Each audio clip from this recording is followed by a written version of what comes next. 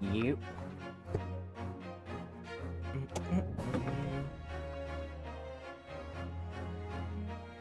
It's been a while. It's been a while. I know. But Ace Attorney never really goes away. Never does.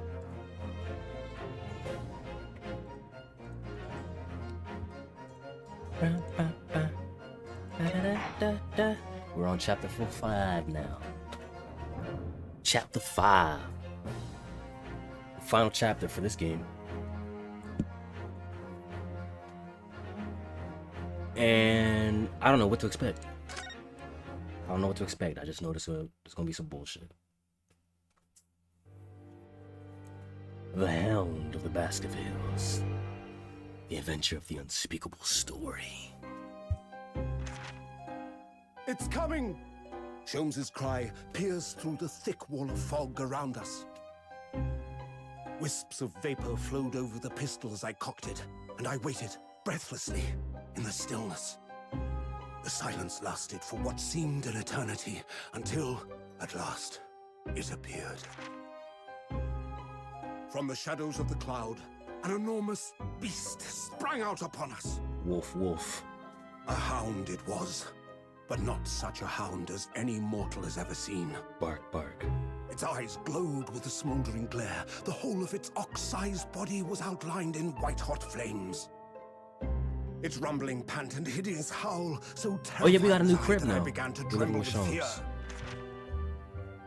Look well, Wilson, Sholmes declared, gazing upon the mystical beast.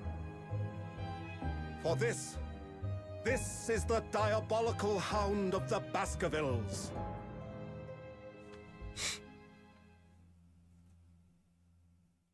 Alright, that's clearly a story. Our first 2 months in London passed by in a flash.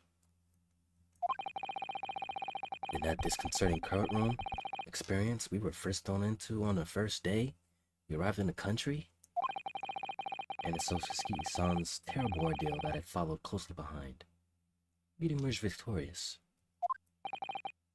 However,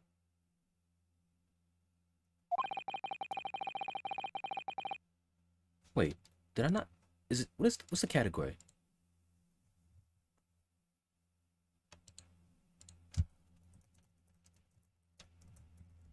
What's the stream category? There then came an abrupt end to our opportunities to appear in court. Which was hardly surprising, of course, since I was nothing more than an amateur, an unknown student of law from a faraway land. So life in our little office was very quiet. That is, until it was shattered one day by that fateful telegram. 15th February, 9:13 a.m. Naruhodo's legal consultancy. Hold on, I am somewhat sick.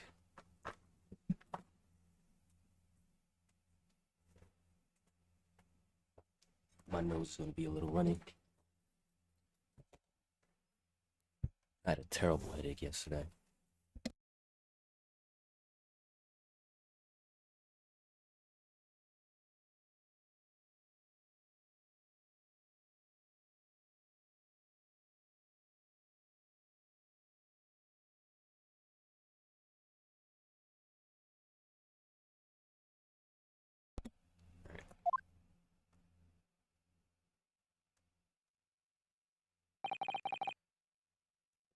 That morning, I was woken by the unreserved knocking on the door by the telegram boy. But after he'd gone, Susato-san's behavior became very obviously strange. What you staring at, girl?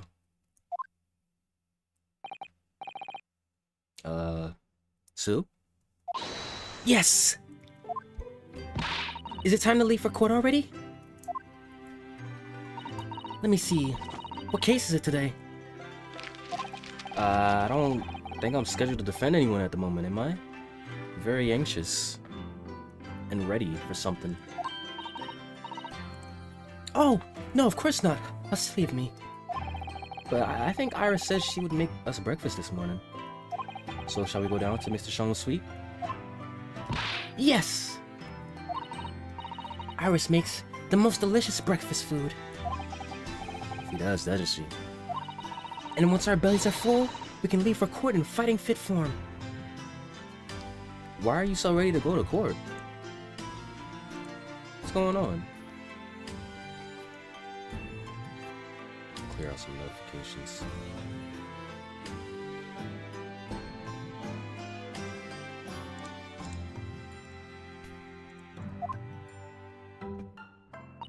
Let me see. What case is it today? Here we go again.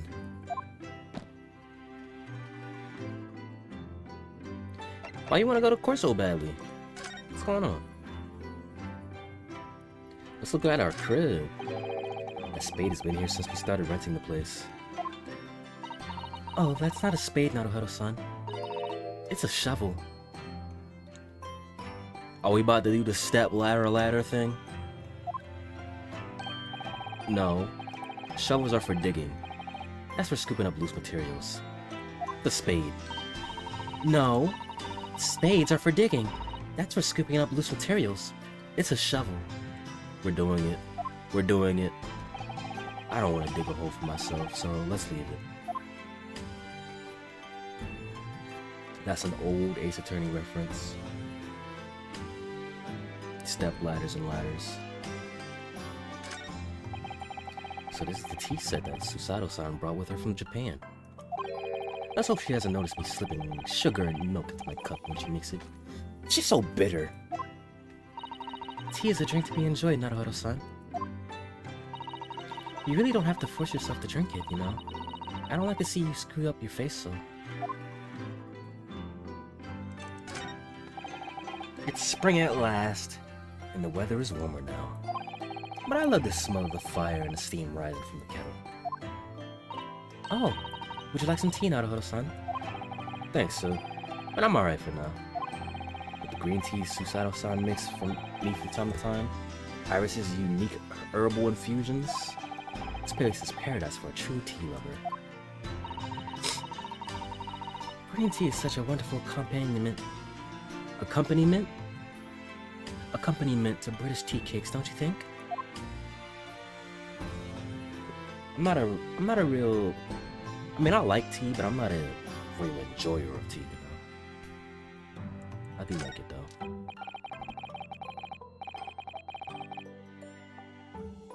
Ah, the Roomba doll I brought with me from home. Still with only one eye colored in. I said I'd color the other eye once I won my first case here in Britain, but, Well, you have one, haven't you? Twice, in fact. And you still haven't done it, you're lazy. Because I feel as though I'm still lacking as a lawyer. I tell you what, why don't you color the other eye once you think I'm a proper, fully fledged lawyer? If you insist. That checks out. We've only been here in London for about 2 months. My desk is starting to look a little messy already. You could tidy up once in a while. Sue, I always say, making a mess is a small sacrifice to pay for being able to further your studies. Yeah, what's up, At? No, there's no sacrifices. You can still be clean, Ryu. And time spent tidying up is time you can devote. It's time you can't devote to the same cause. That's an excuse. And time spent on ridiculous arguments is time that could be better spent on some simple housework. Exactly. How we feeling today, gang? I'm alright, man. Just a little sick. A little sick. I felt terrible yesterday, though. I'm a little better today. She wins. I'm supposed to be a lawyer here.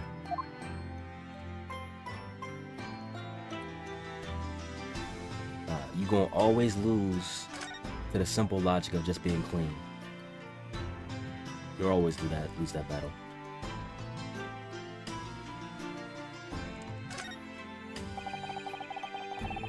You were rather lucky to find that old aquarium left behind here. The pawns we put in there are doing rather well. And the anemones, too. It's a wonderful invention, isn't it? The sea, behind glass, inside your room. Another example of Great Britain's greatness. Having to clean that out and change the water isn't so great, though, is it? Hey, that's what comes with having fish. You know, I never seen inside your room there, Sue. Never even peeped inside. I should think so too. A young maiden's private chamber is a place of bittersweet secrets, you know? Whatever you say, young maiden. If there's no reason to go in, I ain't going in.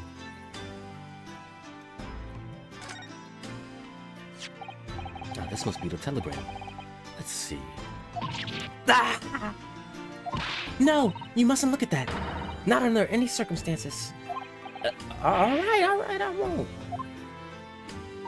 I'm sorry, Naruto-san, but you can be very mischievous at times.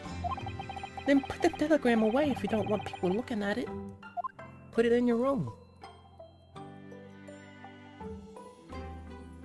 I think I looked at everything. Let's talk to Sue. Wait, actually. Sue, check this out. It means a great deal to me, you know? That you cherish this armband so, and wear it each time you appear in court. Well, it's very important to me. So it shows I'm a lawyer. And, whenever I wear it, I feel as though it gives me strength. Through cause. I absolutely can't be without it. Especially when I'm at a critical point in the trial. But, just the other day, I noticed you wearing it when we went to visit that park.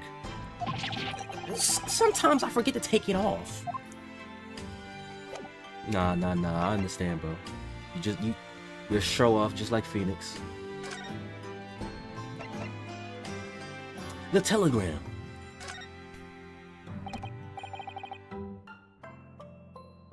So, what was it about? The telegram that was delivered this morning, I mean. Oh! A telegram? I don't know what you're talking about. We just looked at it on the table.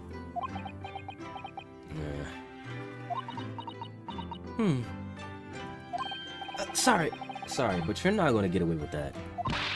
Well, I didn't think I would. Okay. Actually, don't give it a moment's thought. It's nothing interesting.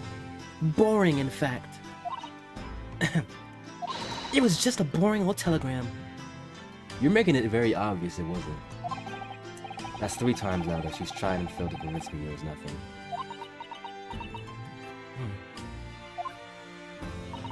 I promise that I'll tell you about it at some point. Alright, I understand. This is having a... It's gotta have an effect on you somehow. Sosuke-san. I suppose Sosuke-san will have arrived back in Japan by now, won't he? Yes, I should think so.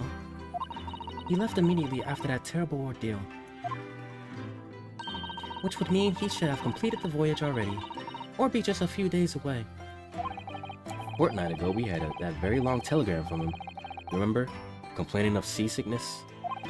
By and large, it seems the voyage has been going well.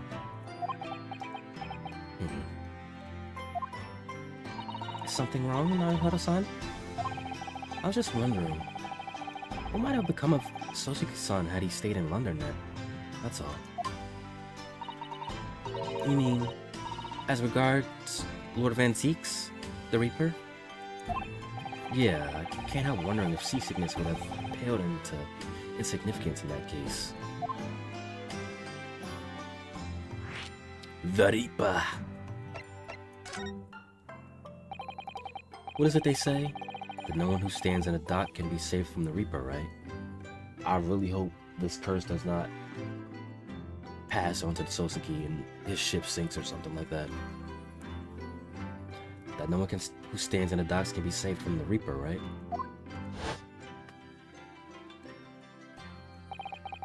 Like the way that Nightmare's trial ended on the very day we arrived in London. Even 2 months on, the cause of that dreadful fire is still a mystery. Yeah, but at least Sosuke-san is safely out of the country now. Presumably that means the curse of the Reaper can only take effect within the confines of the city of London, perhaps? Even if that's the case, it's little comfort. I have a terrible sense of foreboding. If the legend of the Reaper is to be believed, it will mean he wields the sword of justice himself. Come to think of it, I wonder what he's been up to these past 2 months. Surely not wielding that sword against more acquitted defendants. No, I don't think so. Apparently, Lord Van Zieks hasn't appeared in court once since our last encounter. Huh. Oh? Yes, since Sosuke-san's trial, he's withdrawn from judicial services again, it seems. Really? Just like before, when he wasn't seen in court at all for several years. So it's just been me who's had to face him in this recent spate of trials then. He's got a favorite, I guess. Ugh, just my luck. I wonder if luck doesn't come into it. Sorry? What was that? Oh, nothing. Never mind. You're being very secretive today.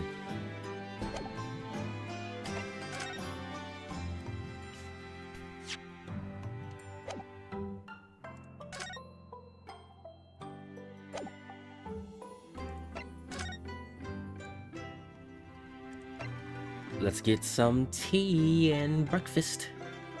When you're ready, let's go downstairs for breakfast. The home and office of the world-famous great detective and his young companion, Iris. It seems people from all over the globe come to engage in his consulting detective services.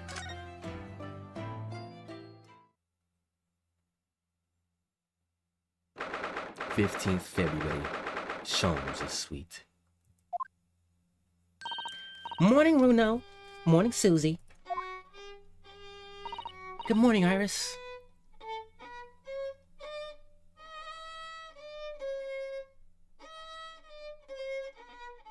Who's playing?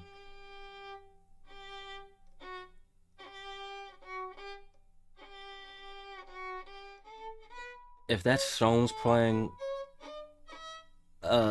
bro, keep practicing. Iris? What is it, Runo? What is that terrible noise? It sounds like a cat being strangled. Ah, yes. You noticed that too, did you? Look at the clown. Hurley isn't in the best form this morning, it seems.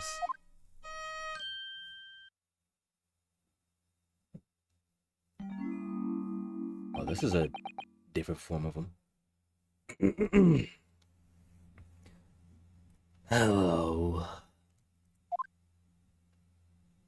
Hello, Mr. Sholmes. Good morning.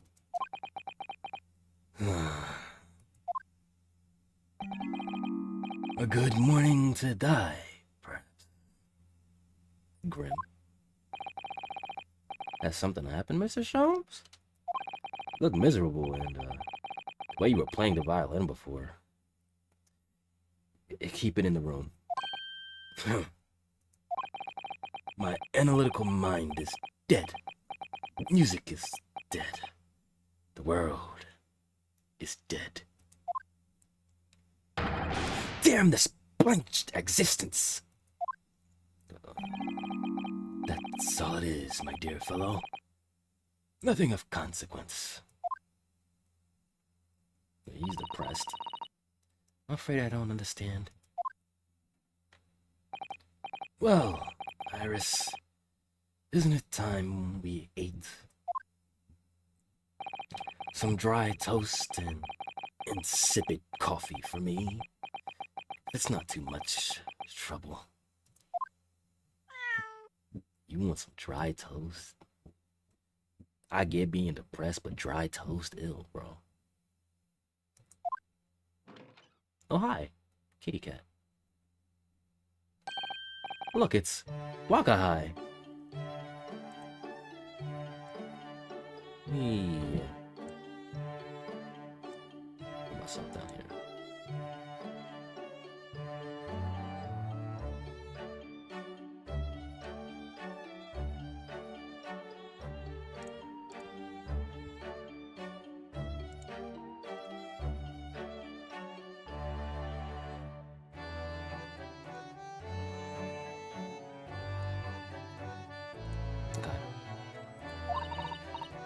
Good morning, boy. Meow. That may be some sign. It's what a tiny door for cats to use. How did it get there? I'm pretty sure one of them put it in. Iris or Sholmes. Well then, everyone. Time for breakfast. Oh, wonderful. Let me help you, Iris. Ugh. It would indeed be a fine day to die. I knew something looked different. Something's missing from Mr. Sholmes' desk. We haven't been in this room long enough to know what is missing. I can't tell.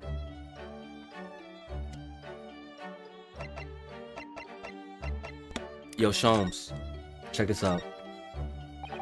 Mrs. Sholmes, could I ask you for your opinion about this?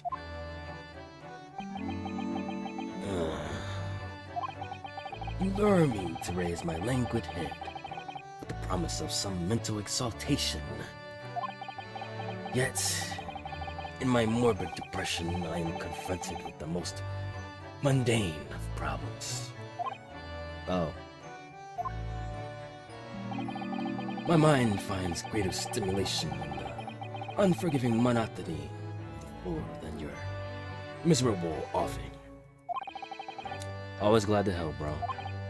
Oh, my head weighs heavy on my shoulders. You did not have to shit talk my armband.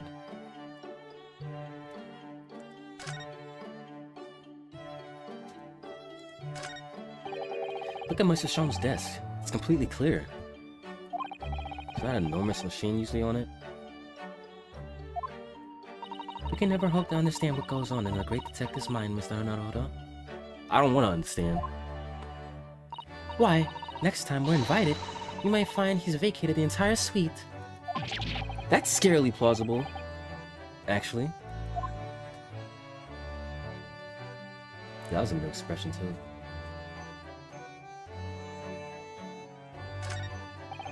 There's all sorts of these on... There's all sorts on these shelves.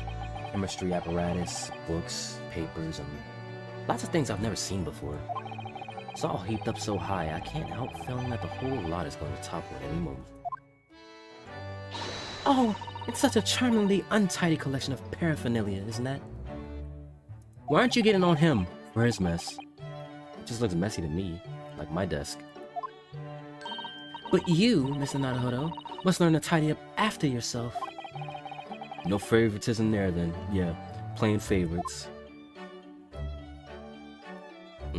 Your bias is showing. Hey, Sugars.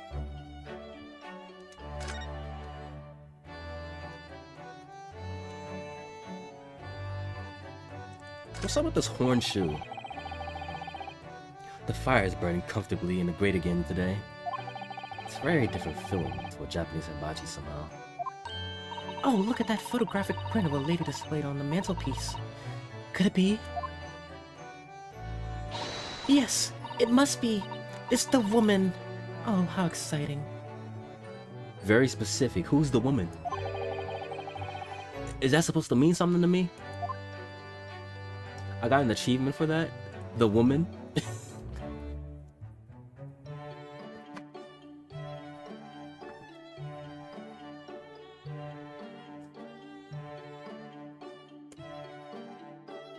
Guys, it's the woman. The very famous Ace Attorney character.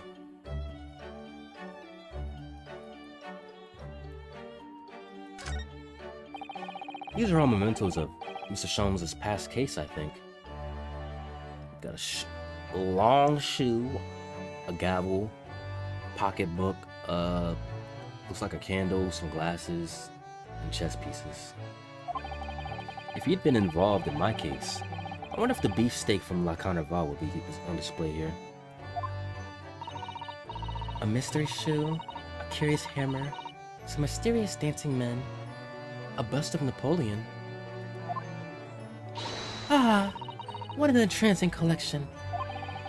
Looks like an untidy assortment of junk to me. Rather like what's on my shelves. Well, you really ought to learn to keep your things in order, Mr. Naruhodo. No favoritism there at all. Nope. I don't see it.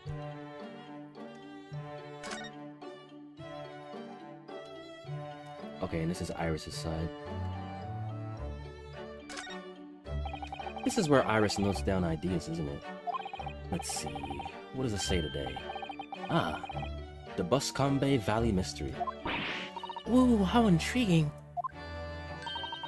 It must be the title of Iris's latest work. Oh my! I wonder what fantastic tale awaits us. She looks like an angel, but I bet she's dreaming of the most unsavory crime you could imagine. That's girls, basically. With their true crime dramas. That's a charming little white shelf, and full of charming little bottles too. But the contents of them aren't quite so charming, it seems. Science is the future, Mr. Naruhodo. You can't deny it. I'm saving my money so that I can buy some chemistry apparatus as well. Ball, chemistry, takedown throws. What diverse skills you boast, Miss Susato. As useful as they are, I'm not sure that my throwing skills are worthy of inclusion in that list. Well, they're useful for throwing me. Iris's beautiful tea set is there on the table as usual. Up with one of her special herbal blends always helps me to relax when I'm feeling this strain. The English pastime of tea has many similarities with our own tea ceremony customs, don't you think? It's the idea of hospitality behind it. That's the essence of tea. You know, I agree with that. Tea is a welcoming, very welcoming drink. Come to think of it, I haven't seen Iris doing much writing recently. There's paper already set up in the typewriter. Look, as if she's about to start. That reminds me. When I mentioned that Iris was in the process of writing a full-fledged novel, Mr. Natsume was most impressed. Ah yes, Mr. Natsume. That's what I'll be doing too once I'm back in Japan, he said, through tightly clenched fists and teeth. Was he jealous?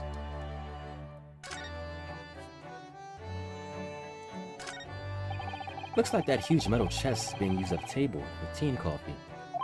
Practicality. It seems very sturdy with an equally sturdy lock.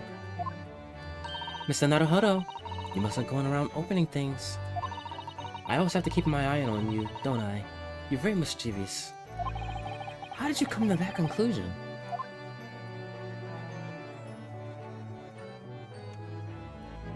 Yeah. What's good, bro?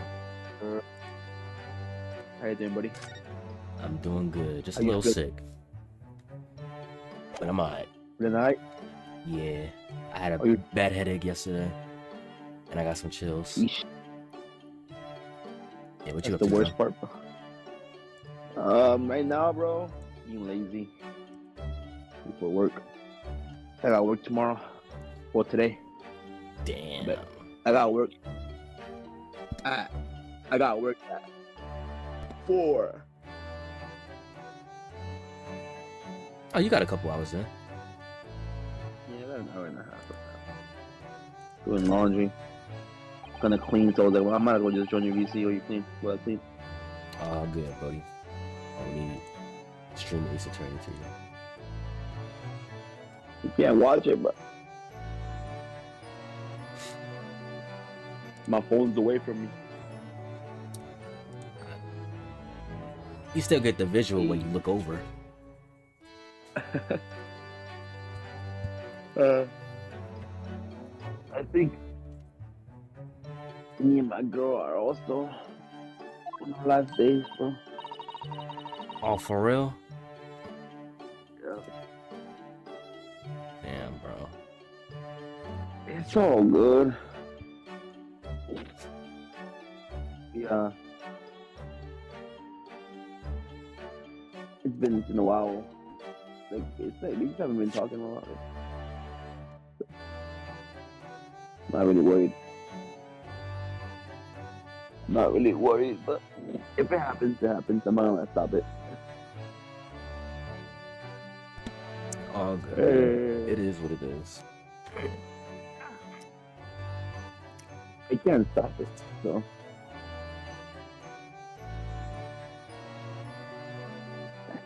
It's not so many cats seems to have settled in to his new homeland. Oh yes, Yo, and I've become very attached to little Waggy.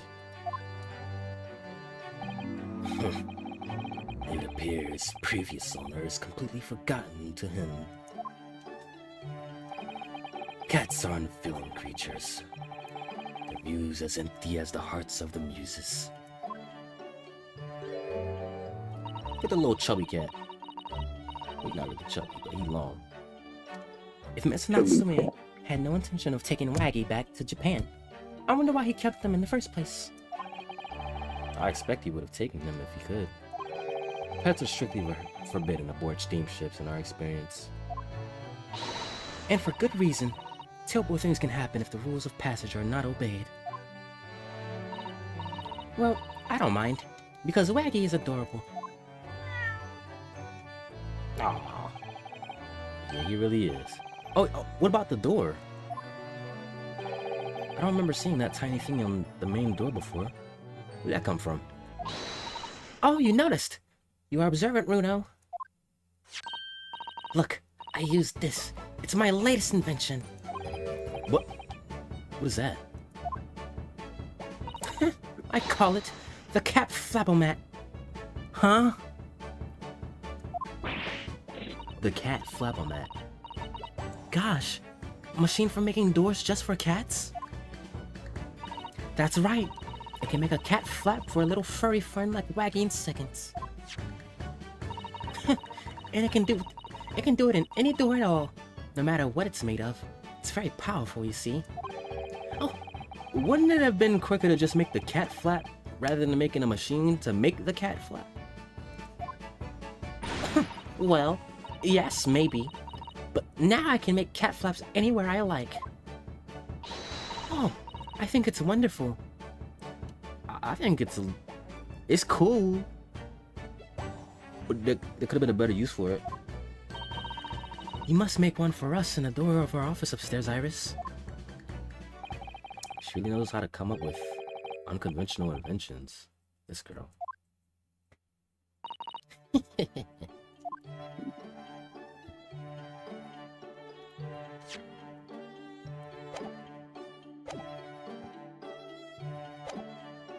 Alright, Sholmes. Why are you so depressed, man?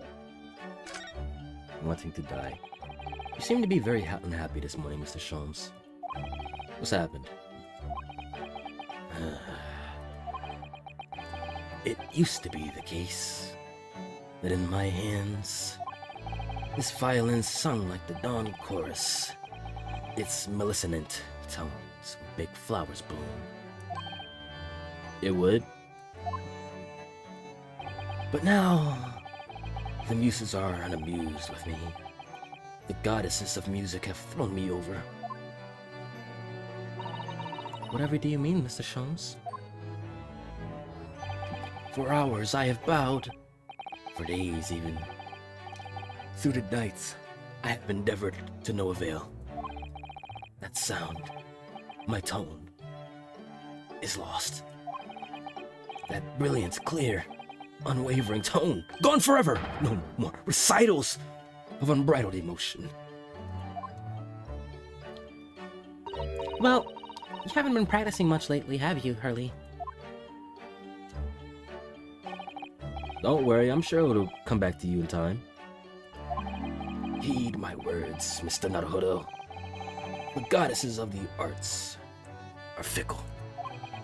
One day they bestow genius on a man. The next day, unmercifully withdraw it. You're calling yourself a genius? No, you're a clown. Oh dear. Ah! Why is this happening to me? They take the turn I have for the violin from me. What is left, for pity's sake? What is left?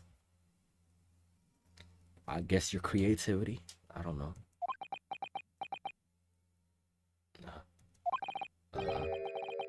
Deduction, perhaps? Isn't that what you're known for? The missing machine. Mrs. Shams, I don't like to pry, but your desk looks rather empty today.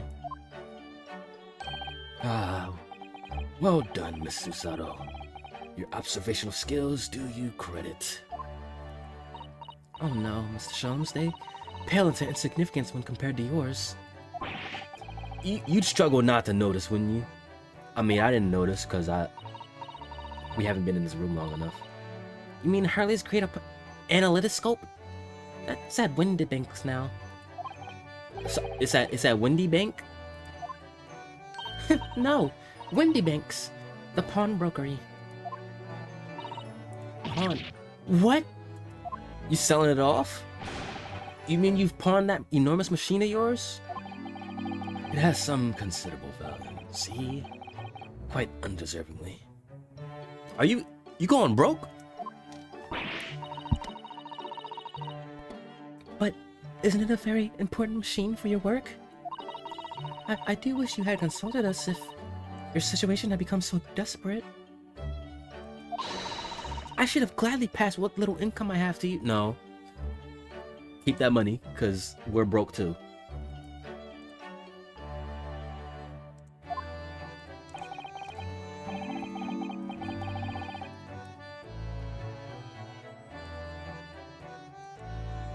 Dear madam, things are far from desperate.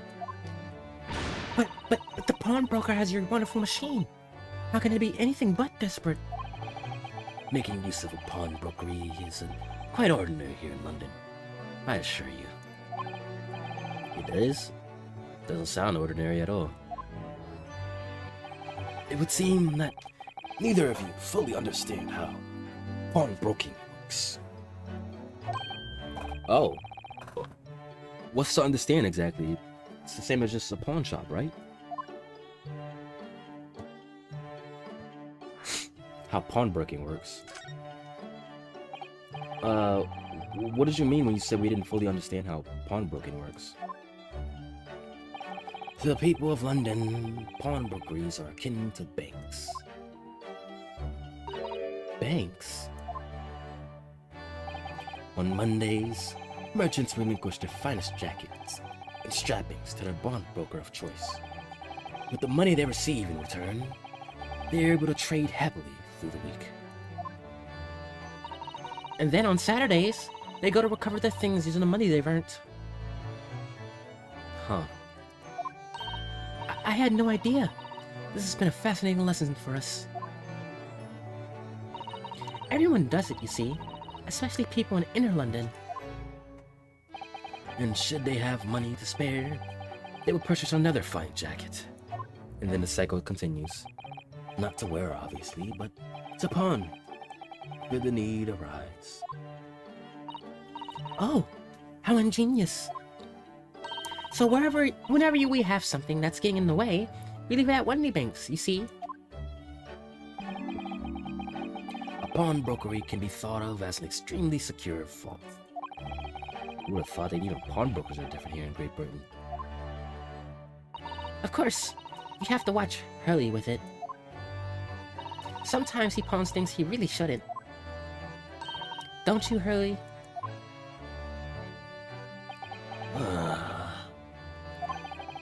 What does it matter? The world is dead to me now.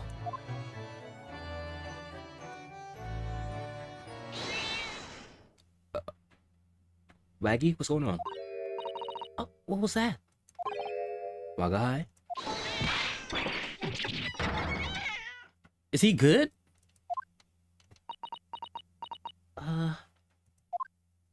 Sounded like he was getting stabbed. What was that? Oh no! Wagahai's tangled up in your violin! I think he thinks it's a toy. No! What's he doing to it? Oh dear. Mr. Shum's precious violin. Why should I care? You were trash at it anyway. Good riddance. What? I shouldn't be surprised if the cat is a more accomplished musician than I know. Mr. Shums really isn't in poor spirits, isn't he? Well, anyway, I'll put it back where it lives. Shall I, Hurley? Out of the cat's reach if possible. Maybe we should assess the damage.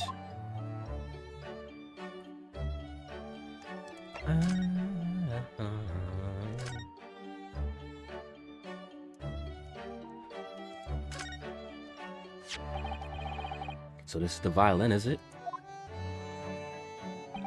It's a Stradivarius. One of the finest violins in the world. Made by the renowned Italian luthier, Antonio Stradivari. Oh, I see. Doesn't really look that special to me. I happened upon it covered in dust, languishing in a pawn shop down a nondescript back alley. The broker had no idea of its value, so I was able to purchase it for a mere 55 shillings. How honorable of you. And until today, it has been my faithful companion in every great Paganini-inspired performance I had made. I ask you, is there a reason to live in a world devoid of music? To tolerate this blank existence? No. There is none.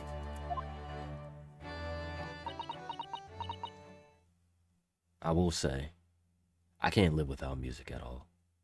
I gotta have some sort of music in my life, day by day. Mrs. Sholmes? What, dear madam? What? My thoughts are preoccupied with fancies of release from this dull routine. Well, it's about the violin.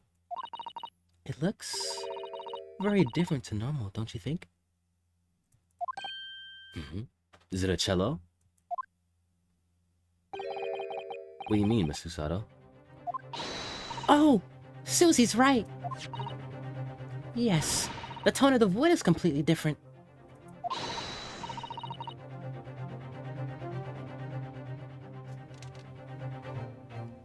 And that's not all. I'm sure there was no crack here before. Wait, it's not even the right size, is it? What's this?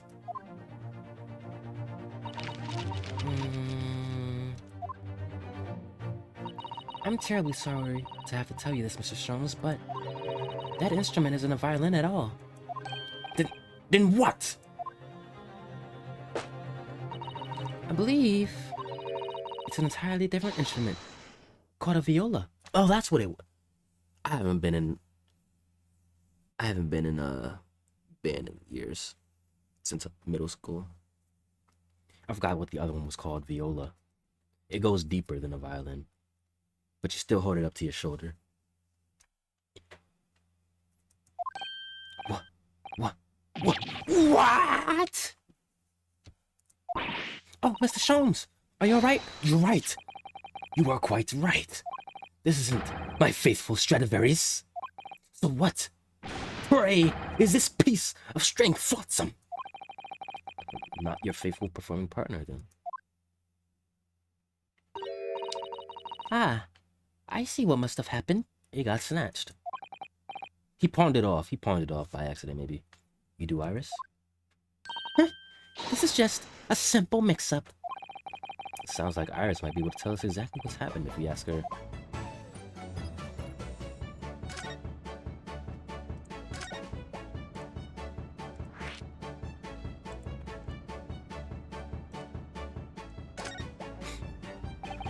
They're very... It's very easy to confuse the two, but the viola's bigger. What do you mean by a mix-up, Iris? Well, you see, this viola, I mean, was at Winterbanks until last week. At the pawnbrokers? Not Mr. Shum's beloved music partner. There is a proverb from the East, which you are no doubt familiar, my dear fellows.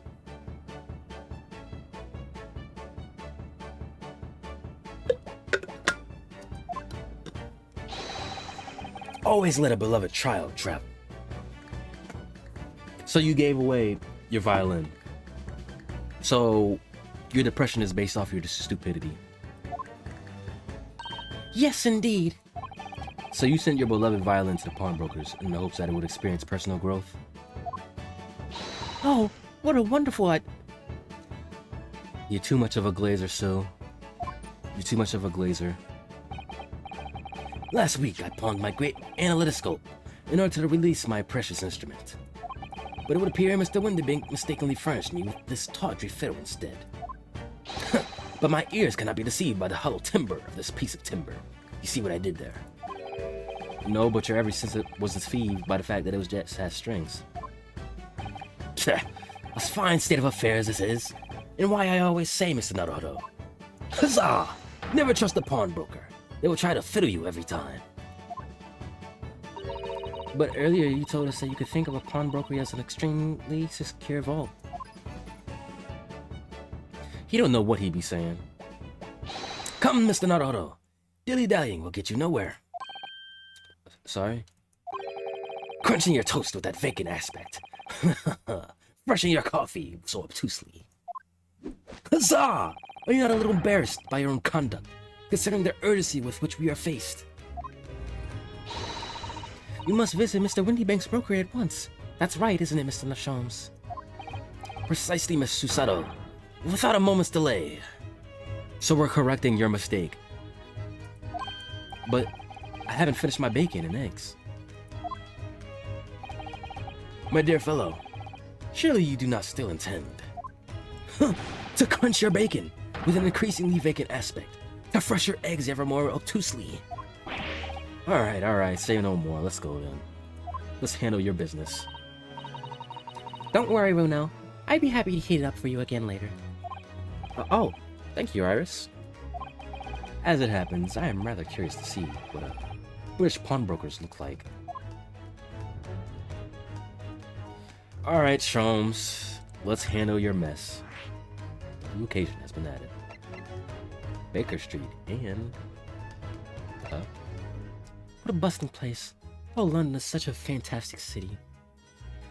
A bustling street, London Street, on which can be found Mr. Sholmes' office and Winterbank's pawnbrokery. There's a large park nearby, too.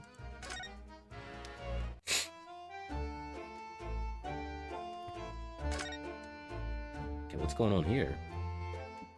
Store for rent. Jewelers, pawnbrokers. Look at all the different things in the window of the shop. Ah, that's Winterbank's, the pawnbrokery. It looks much smarter than a pawnbrokers in Japan, doesn't it? Yes, you're right. I find pawn shops at home rather inapproachable personally. It reminds me of a tearfully parting with my favorite fountain pen. I felt so miserable. What doesn't kill us makes us stronger, Mr. Naruto.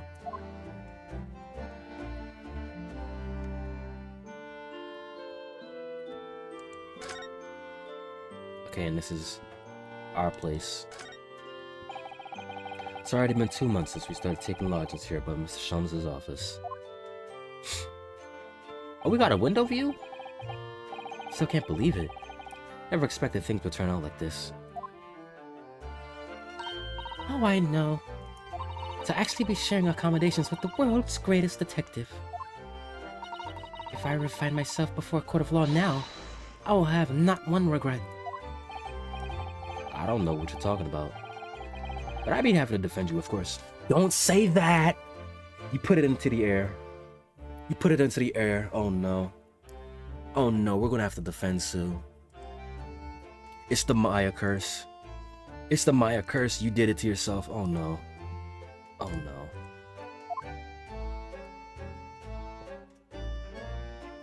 All assistants have to be defended in one case or another. Oh no. It's gonna happen.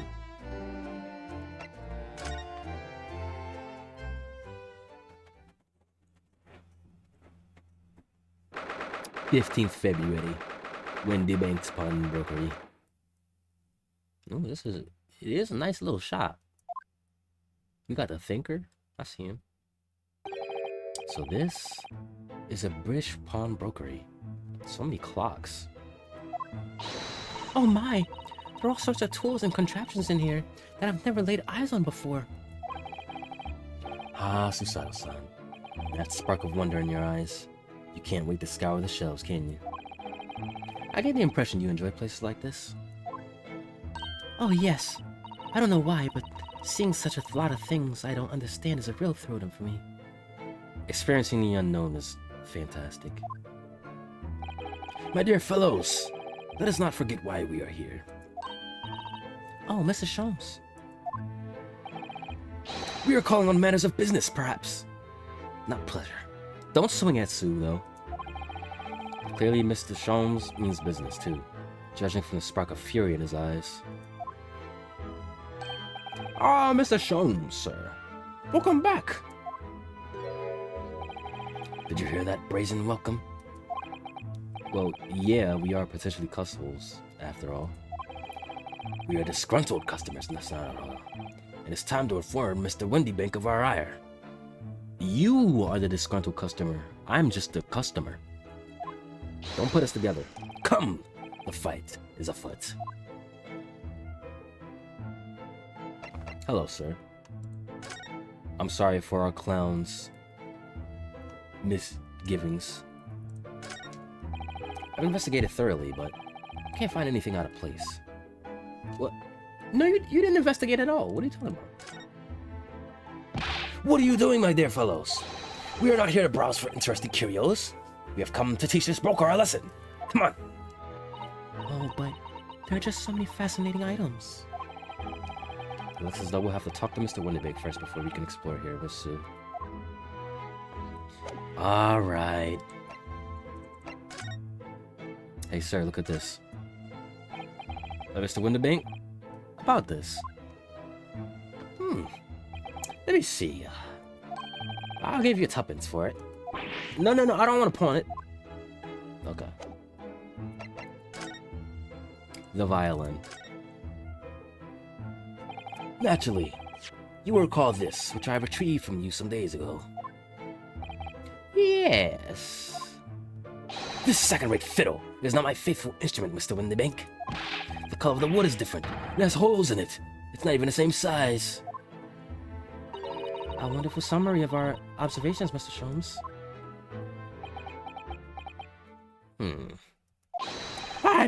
I'm so very sorry, sir. How utterly unforgivable of me, an inexcusable mistake for a pawnbroker. There is only one way to make amends. Oh, his little run. Oh, whoa, chill. You don't gotta do that. You gotta do that. You gotta do that. I'll take it for my life. You do not have to do that. You made a mistake, sure, but you don't gotta take your life. Chill.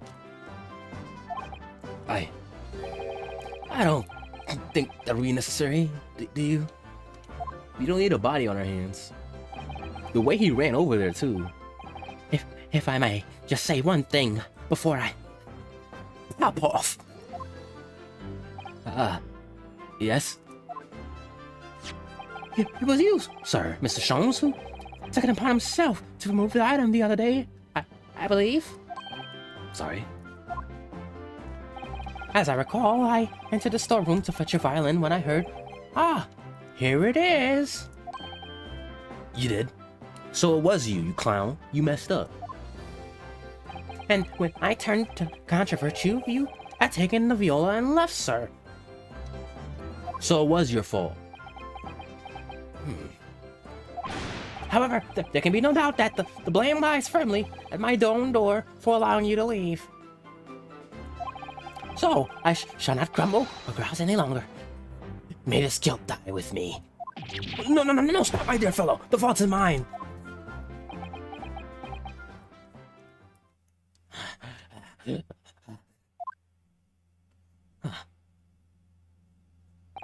Phew. It would appear the fight is over. I do humbly apologize, Mr. Windybank. Evidently, my questionable disposition precipitated this tragedy. Saying 3 words of value in that order will not help you here. Trying to sound smarter than you actually are. Well, you wouldn't be Herlock Shangs without that questionable disposition now, would you? I do believe you may be right, sir. It's either laugh or cry, I suppose. You are, it must be said, one of my more challenging customers. You're rather stupid. I need to remind you of the peculiar collection of items you brought to my door in the past. Oh? Peculiar items? In the extreme, ma'am.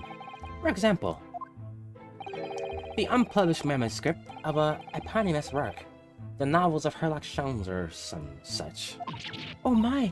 A new, full-fledged novel? And unpublished? A story I have yet to read, you mean? Ah, forgive me! Wait. Before you die, you must tell me more.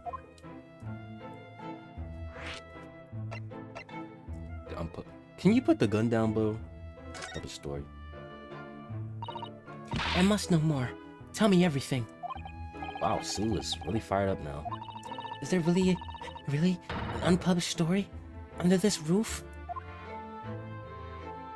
Well, one day the gentleman here brought in an old metal chest, you see. I should like to entrust this to your care for a while, Mr. Windybank. For a chest like that, 1 shilling, sir? Not a farthing more. It houses something of great value indeed. The latest manuscript, recounting the adventures of one Mr. Holmes. I beg your pardon? A manuscript? Oh, you wish to deposit a manuscript? Indeed I do. For I am confident they will be quite safe here. And that was that. As such, Mr. Sholmes' latest tale of otherworldly mystery lies dormant in my storeroom. Mr. Sholmes, is that really true? Do I sense that someone doesn't want to talk about this? I continue to pay your fee, do I not? Then kindly continue to store my belongings. Securely. Of course, sir, of course. They're safe and sound with me, I assure you on my life. This is all very strange. Can you please put the gun down? And get your hand off the trigger. Because you could just accidentally pop that, John.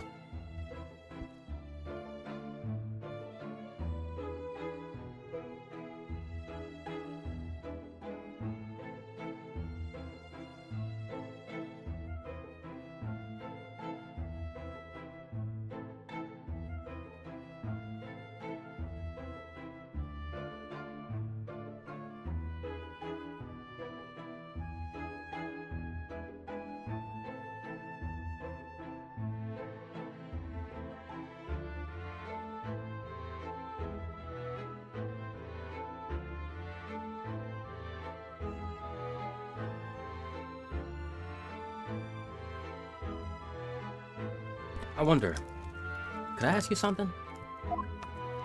Ah, a gentleman from the east, I see.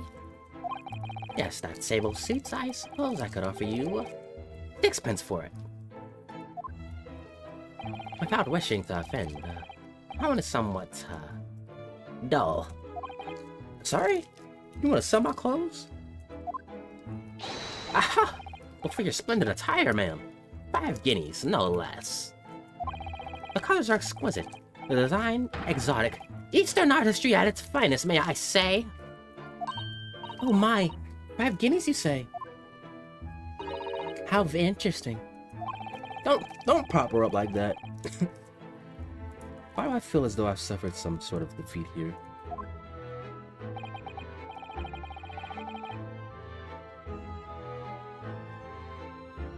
Actually, I was hoping to ask you about your business. I heard it said that pawnbrokeries are used rather like banks here in London.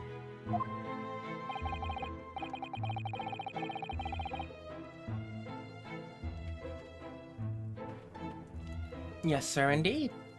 Many of my customers utilize the establishment as you describe. I price their items and offer them a proportionate loan and 2 months of secure stowage. If, in that time, they repay the original sum to me plus the agreed interest, their items are happily returned. What happens if they don't pay you the money? Then the items are offered for sale in my shop, as you see on the shelves behind me. So you never sell items before the 2 months has passed? And conveniently, we've stayed in this country for 2 months, so something is related to this. That's right, ma'am, that's right. Which means some considerable responsibility rests on my shoulders. Should a customer's precious belongings be lost, the only recompense is for me to end it all.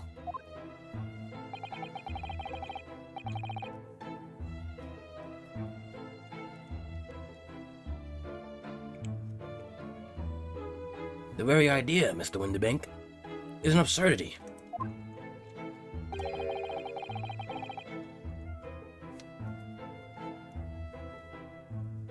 One should never talk of one's demise so casually. Like you... Shut up! You were just depressed earlier. Says the man who was telling us it was a good day to die only this morning.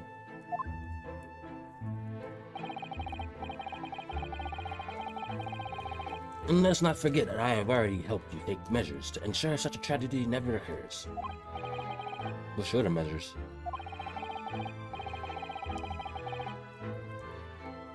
I engineered a simple device, which Mr. Winbank has installed here in his shop. I call it the Red-Handed Recorder. Is that not so, Mr. Winbank?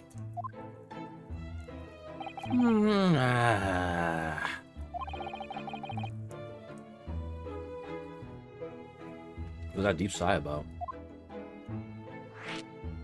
Is this some clown shit? It has to be.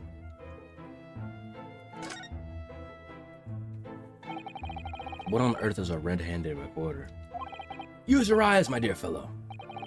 They're just 2 below the ceiling. I can see what appears to be a camera attached to some sort of timing device. Where are y'all seeing that? I don't see that. Am I blind?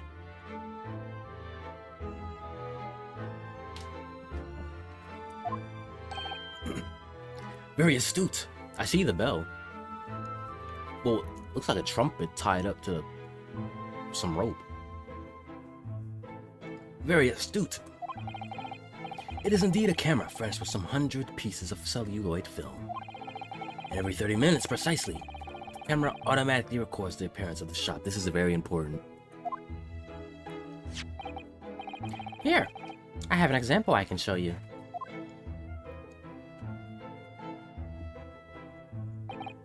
Oh, it's above the... Okay, it's above the drawer. The desk. Ah, yes. A print from the camera set to record the activity at the counters, the shop counter. I developed a special type of film so sensitive it produces a clear, crystal clear image even in darkness. In color. Really? That's extraordinary. Yes, you can clearly see the counter and the door behind it. Look.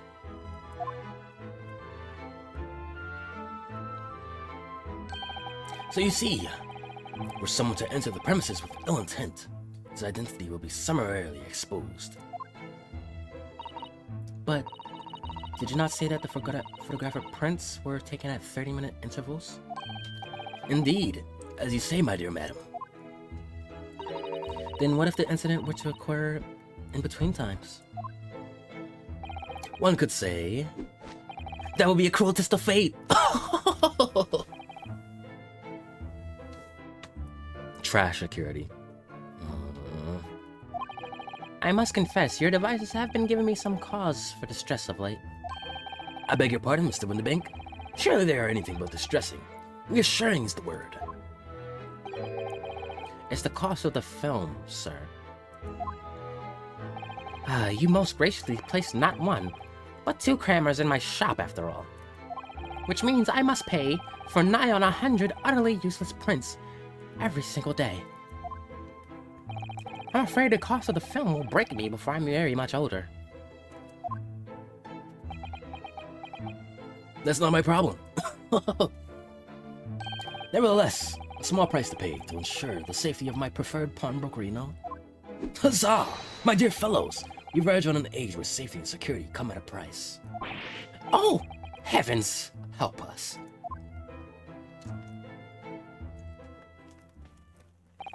Now then, Mr. Sholmes, allow me to return your precious violin.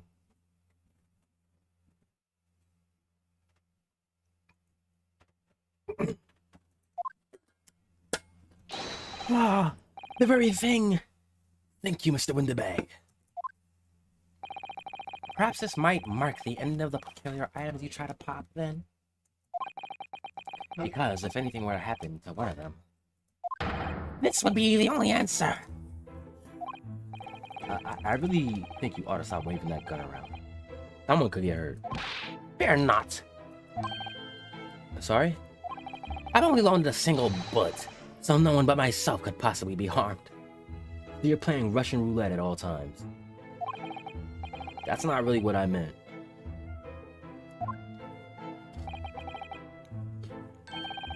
Good day to you then, Mr. Winterbank. It's been a pleasure as always, Mr. Sholmes. So, Mr. Naruto, now we can explore at last. Yay!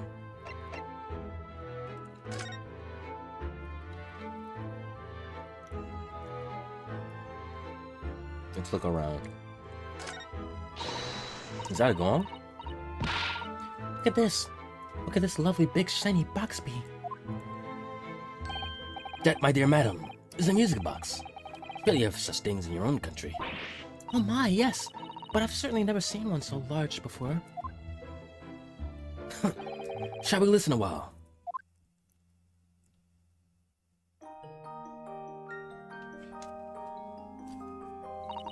Ah, what a sublime sound. It's like the music of angels. I've never heard anything like it before in my life.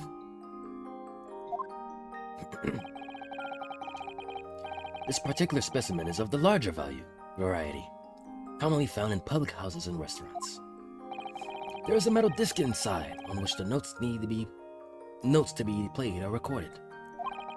Simply by replacing the disc with another, any music you care to imagine can be played. My goodness, what a simply delightful machine. Indeed, though their popularity has waned recently with the development of the gramophone, of course. You might have to get one. Science and technology advance at such an overwhelming pace.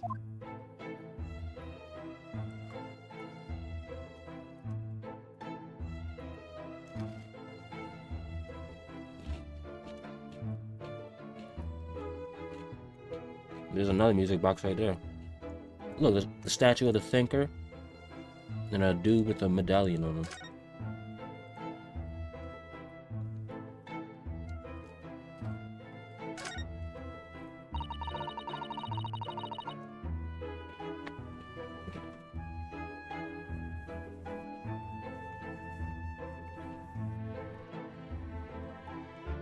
What an assortment of things there are on these shelves here. Crockery, footwear, clocks and watches, almost anything you care to imagine. Those are forfeited items, offered for sale by the pawnbroker. What does that really mean, though? It means, like, after the due date, after the 2 months, if they don't come back and pay off, you get to sell them right here. When you pawn, or colloquially pop an item, The broker loans you money against its worth. He stores the item for an agreed period of time, after which the loan must be repaid. If not, he is free to display it in the shop for sale, at a price of his choosing. Yeah, now that you explained it, I'm noticing little price tags on everything. Of course, simply by paying the agreed interest on the loan, one can extend the period of safekeeping. So you may pawn that black garb of yours without fear, my dear fellow. I'm not getting rid of my clothes. My treasured university uniform? Never. It embodies my student spirit.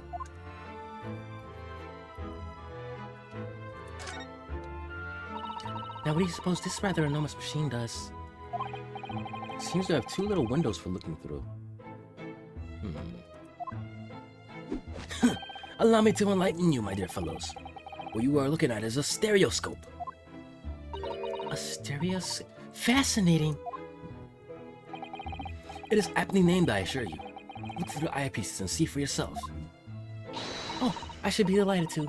Excuse me a moment while I just have a look. Just before you do, there's something I should point out. My dear fellows, in order to see the image properly, stereoscopically as it were, you will need to be cross-eyed, so it's useless. However, if that is beyond you, there's a little consequence today. Alright then, I'm gonna try it.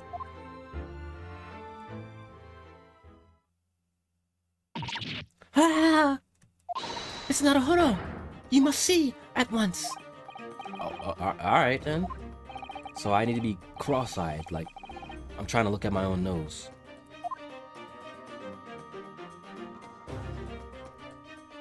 Oh, it's a girl. What the? I don't believe it. It's just a photographic print, but it seems like you could reach out and touch it. Yes, the sense of death is startling, is it not? Stereoscopes are one of London's many fads. They are often found in little stalls in the park. People queue for hours to see them.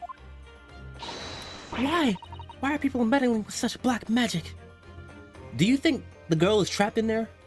Oh, you poor summer child. It is no magic, my dear madam. It is, well, far too complicated to explain at present. We shall save the lesson for another day. Oh. She thinks the people are trapped in there.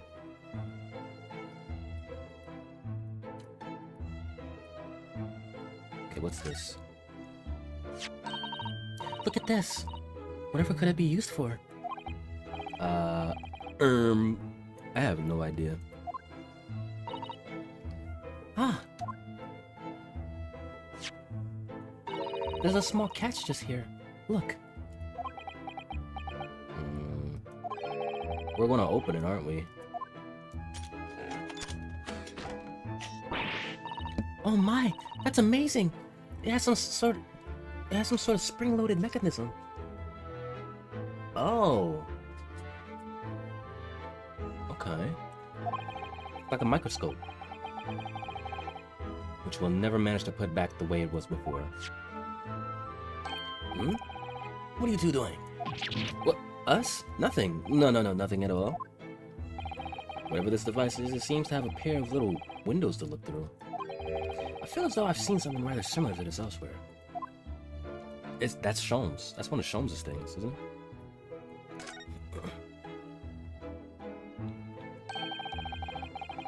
That's not a calendar you could easily miss, is it? Old-fashioned. 15th April. Today's date. Yes, that's not for sale, I must point out.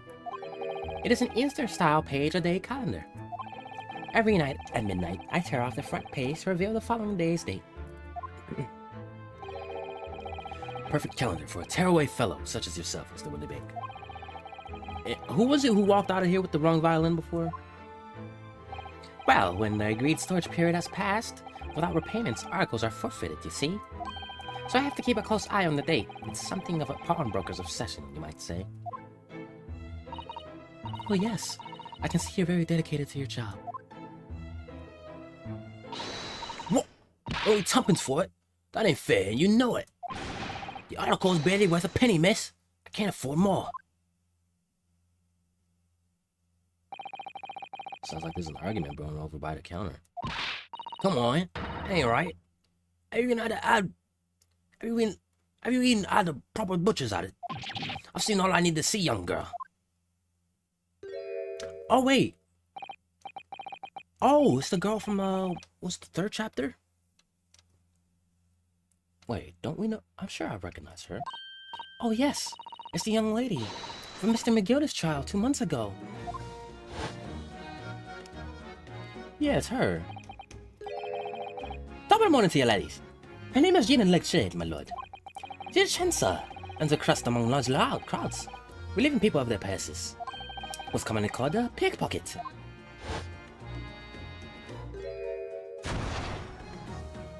I forgot what voice I gave her.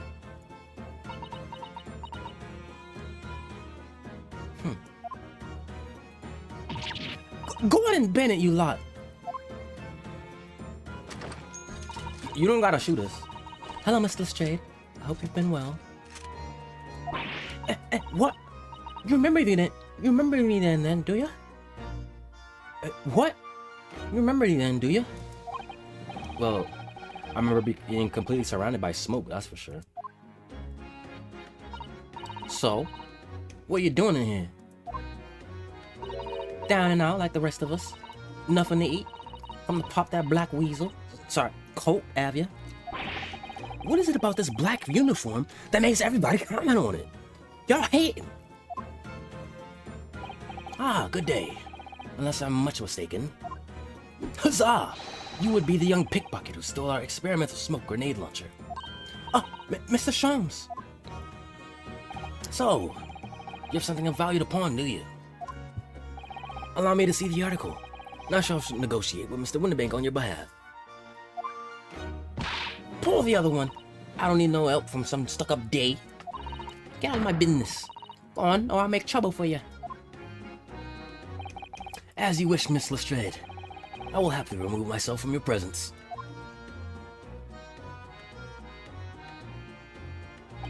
He's really done it. He's gone. I'm sorry, but as I said, there really is no room for negotiations here. What is that thing he has in his hand? Some kind of metal disc? And you! Go on! Leave me alone! Oh, Miss Lestrade, just pretend we aren't here. You shan't be offended in the slightest. Pouty face. Susato-san can really stand her ground when she wants to. Whatever. I wasn't done looking around though. Look at Mr. Windybank, watching diligently over his shop. There's still so many things I'm curious about. I don't believe this is a time for browsing, Mr. Naruhodo. You should probably see whether that argument's been resolved yet, I suppose.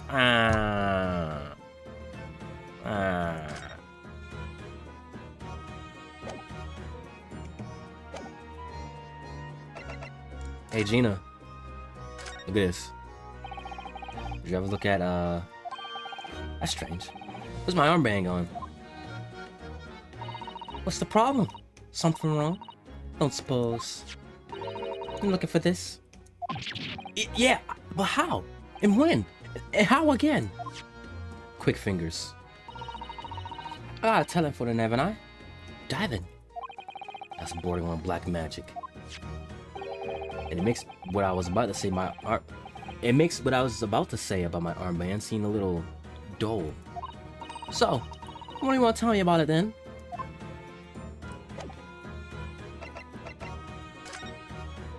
Pawnbroker's customer. Somehow, I didn't really think you were the sort of person who'd use a pawnbroker, Mr. Lestrade. Yeah, well, I am, alright? I'm a Londoner, just like everyone else. That a problem, is it?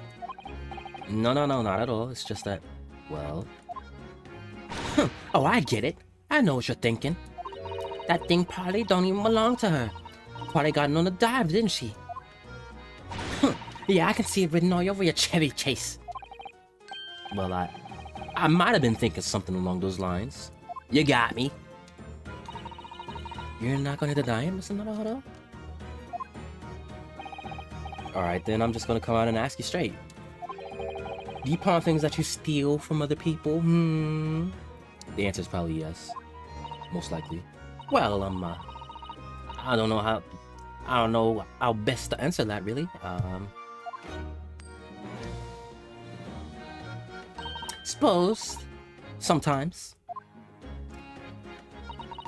You're not gonna deny it either, Mr. Strayed? But not this time, alright? I swear, that thing belongs to me. The disc that Mr. Winterbank is holding? Perhaps we should see what he has to say about all this.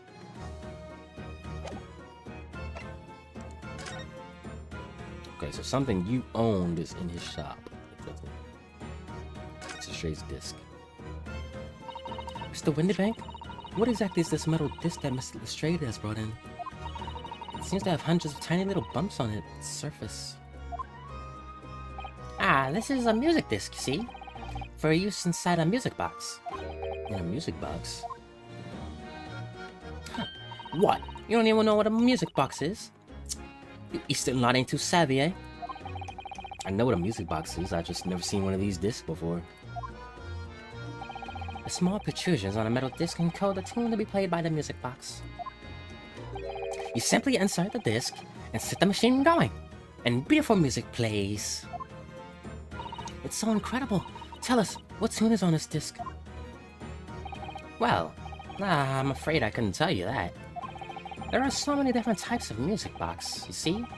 British-made, German, Swiss. I have no way of knowing which particular machine this disc was made for. I see. And that's it in a nutshell. I wouldn't have any customer for an item like this, even if the young lady forfeited it. Really? I'm already offering more than I should at a penny. That's a packet of lies, eh? Told me. You did. You said it was, well... He? Who? Never you mind. It just ain't right, that's all. That disc worth's good money, I know this. Well then, you'll have to try your luck at another pawnbroker's, won't you? Ah. He ain't going. Illustrated. She's been in before, of course, this little tatterdemalion. Tatterdemalion. Hey Siri.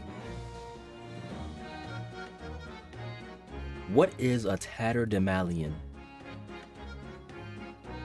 The Tatterdemalion King is also another name for Haster. Tatterdemalion is a supervillain appearing in American comic books published by Marvel Comics. Marvel? You're saying she's a supervillain? I see. And brought some dubious article or other with her every single time, I might add. Dubious? What are you trying to say? I'm an honest customer, me.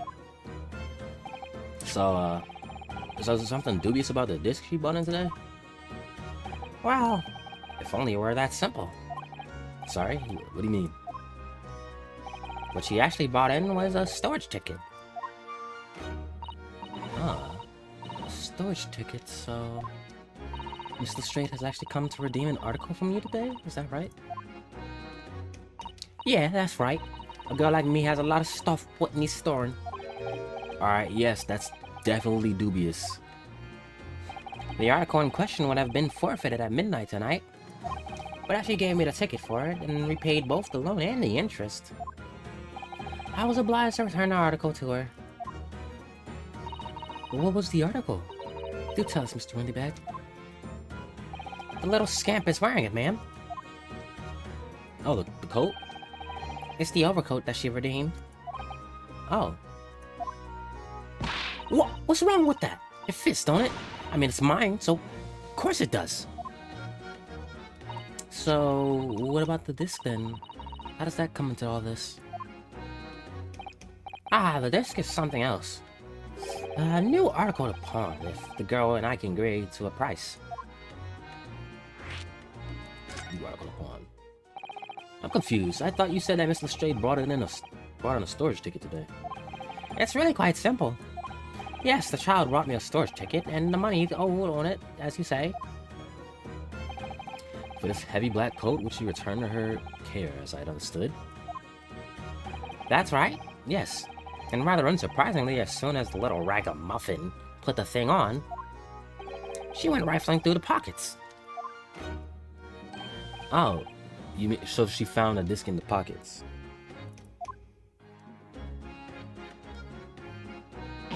What? Don't you know it's rude to stare at a lady? I see. So it came from the pocket of the overcoat, did it? If you mean this disc, then yes. Exactly, Mama. And she immediately tried to pawn it. For quite a high price as well. This is all rather suspicious, I think. Give it up. I'm just trying to pawn something like anyone else would. Miss Lestrade, may I ask who deposited the overcoat here in the first place? Well, me. Doesn't really appear to be your size. Me old man! It's me old man's, isn't it? Is it, Miss Lestrade? Yeah, this is definitely all rather suspicious. You stole that, John.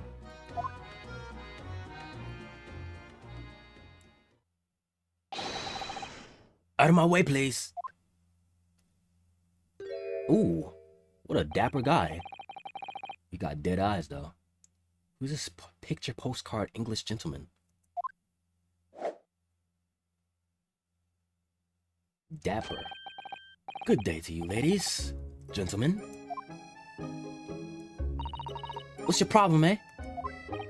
There is no problem, as long as you remove yourself. I have a matter to discuss with the proprietor. And if you intend to make a problem of it, I shall see you outside, little girl, for the hiding you deserve. Look, ain't it obvious? I ain't done talking with him yet. If you think you're such a gent, you should know how to wait in line.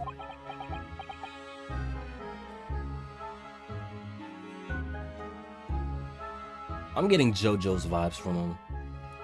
It's the eyes. Well, you were an impudent little brat, aren't you? As well as a pickpocket. Who are you? How'd you know who I am? The question is, how do you not know who I am? You haven't the courtesy to even remember the faces of your victims, it seems. What? You mean from you? Broker! Yes, sir. Oh my gosh.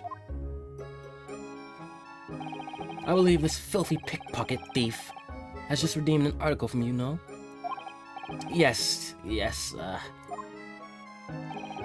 article in question belongs to me.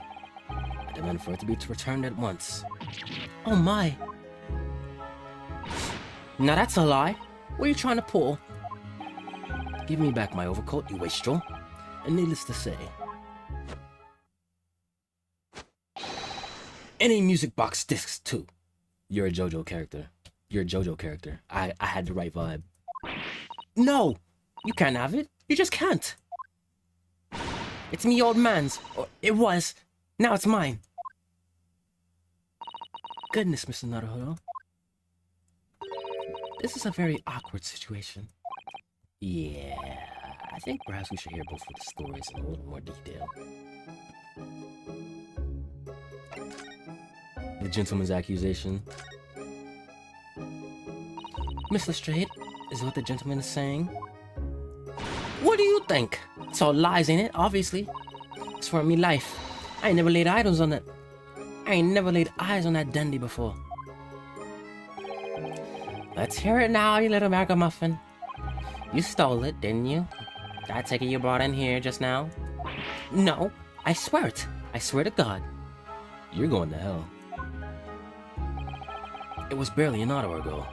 I was walking along the street, minding my own business, when this little gutterling ran into me. I knew at once what had happened. I've been robbed yet again, I thought to myself. Those wretched pickpockets. Yet again? Oh yes, as you can see, I'm a man of impeccable style. This isn't the first time that I've been targeted by these backslum scoundrels. Now then, relinquish my overcoat. Come along now, Miss Lestrade. Give the good gentleman his coat back. You're going to cause trouble. I shall have no choice but to call the police. Hold on. Why does everyone think it's me? Just look at this dandy cove. And you think I'm the dodgy one? You have a history of stealing, so yes. I'm sorry, but no one's going to believe you. Well, what about evidence? Yeah. Where's your evidence that I've stolen something, eh? Come on, let's see it. Oh, I have evidence, naturally. You what?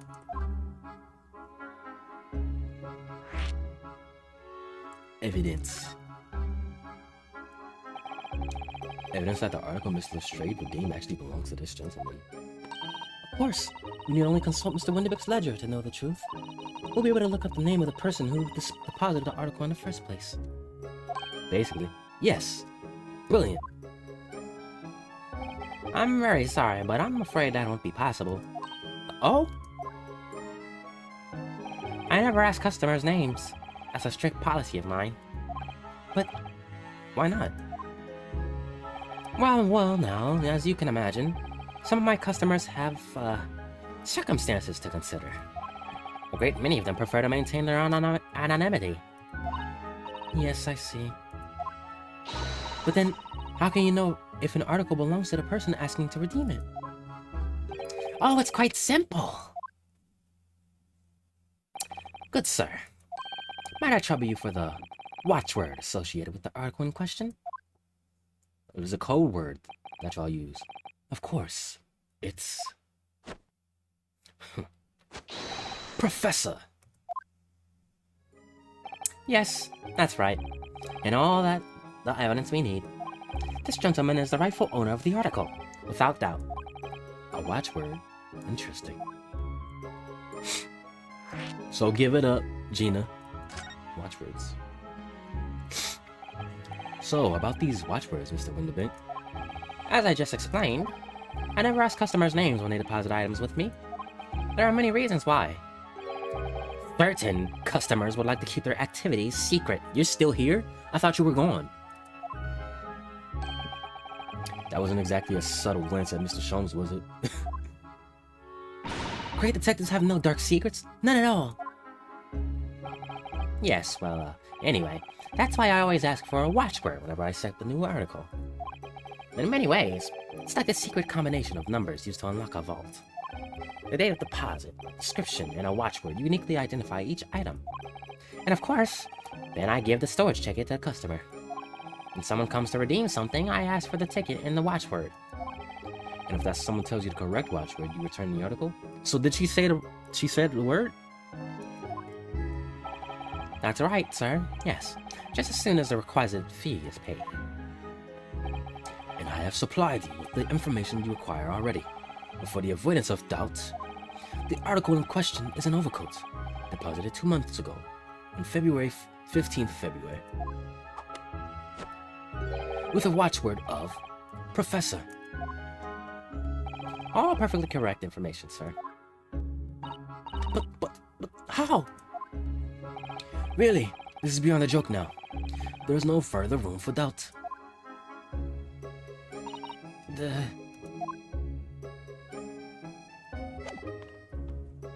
Give it up.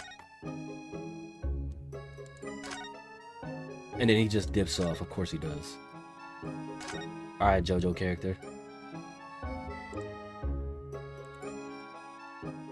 What's up with you?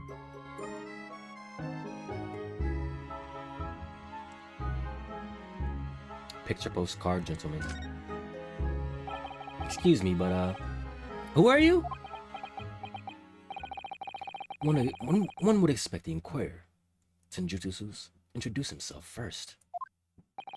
Though clearly you are not British, so perhaps our ways are foreign to you. Oh, sorry, yes. We're from the Empire of Japan. We're studying here. Oh, yes. Japan. I've heard talks of the place. Hey, yo! The movement! Its inhabitants live on some fiery brown colored soup, dressed up with exotic spices. You might be thinking of somewhere else. And what was that theatrical gesticulation about? Hey Siri. Hey Siri. Mm-hmm. What is gesticulation? That's gesture, not that. What is gesticulation? The act of expressing thoughts or ideas or feelings through physical gestures, often while speaking. Okay. Thank you, Siri. Perhaps. Anyway, if you are a gentleman, sir, you offer your own name first before inquiring after the name of another. Of course, yeah. I'm Ryonosuke Naruhodo. I'm a lawyer. Well, student of law, really. My name is Susato Mikatoba. I'm Mr. Naruhodo's assistant. I see. My name is Benedict. Yes. Eggert Benedict. Please do not laugh at my name. Enchanté. You're a JoJo character. He's so refined in how he holds himself and how he speaks. But that name is suspicious. Now, to the matter at hand. Oh my god. My overcoat! Return it at once. Someone with the style to carry it off. Every move he makes, every breath he takes. Can't stand watching him. I hate the way that he walks, the way that he talks.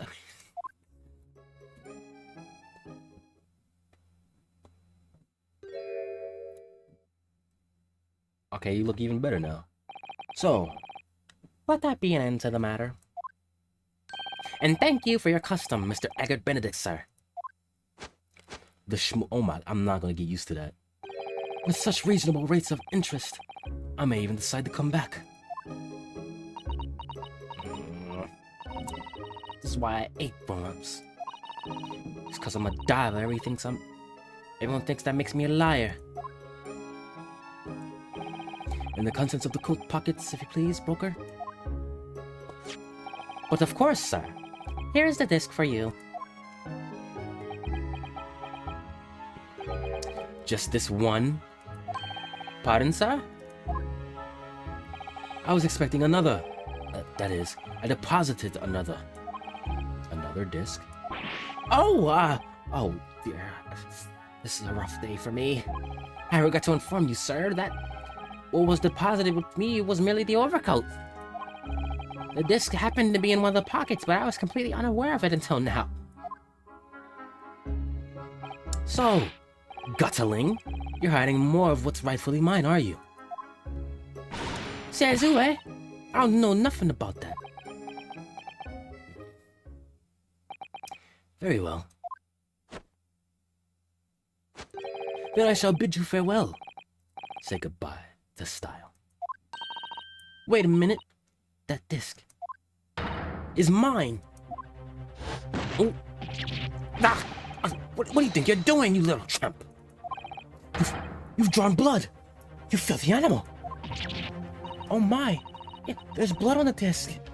Whoa. It's because of all those sharp little bumps. Man must have scratched his finger on them. Cut his finger in the glove? I found it first, alright? I mean, it belonged to me, old man. So you're not having it. Boy, you take it. Me? If I hang on to it, they'll have me off again.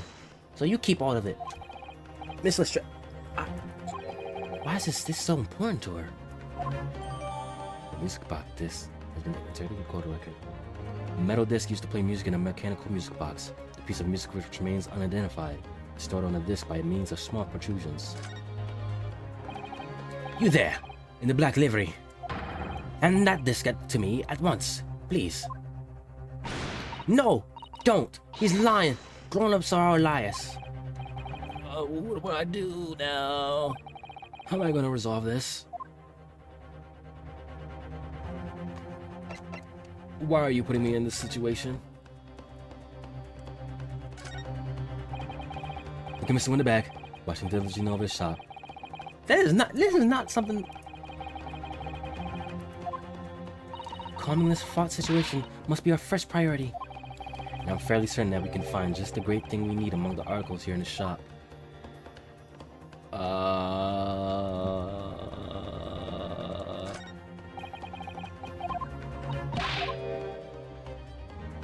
Sholmes. Okay, you're back. Solve this.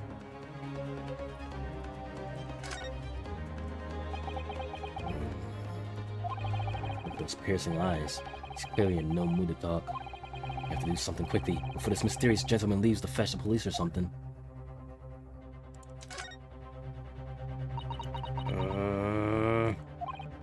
Oh, Miss Lestrade is really looking daggers at me, at the mysterious gentleman. We need to do something. When in doubt, call in the clown. Mr. Sholmes! What are you examining with such keen interest there? As you enjoy bar caramel, I see. Look at him trying to aura farm. Turn around, bro. So, you found me at last, Mr. Naruto.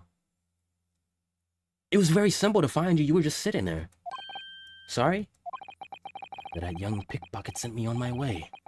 I was forced to lurk in the shadows. Coolly ostracized as the rest of you partook in the jovial atmosphere of fellowship. I had nothing to occupy my mind, but was too ashamed to let society see what my downfall had done to me. So feigning mock interest, I pretended to examine the tedious trinkets in this desolate place. Whilst, as you shrewdly observed, gnawing on the only friend I have left, the 7% solution of caramel.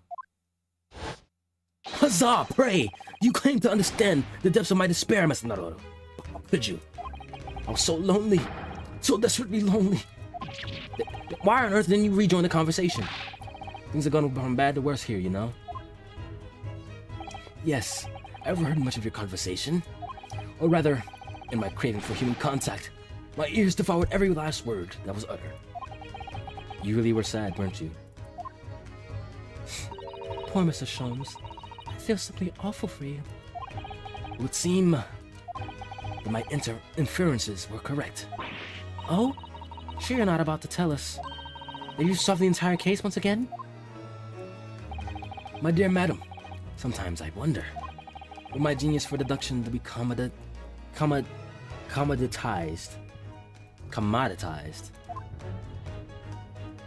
How much could I pawn for it? It seems Mr. Sholmes has had another of his flashes of inspiration. And who knows if it will help resolve the situation between the straight and the mysterious gentleman.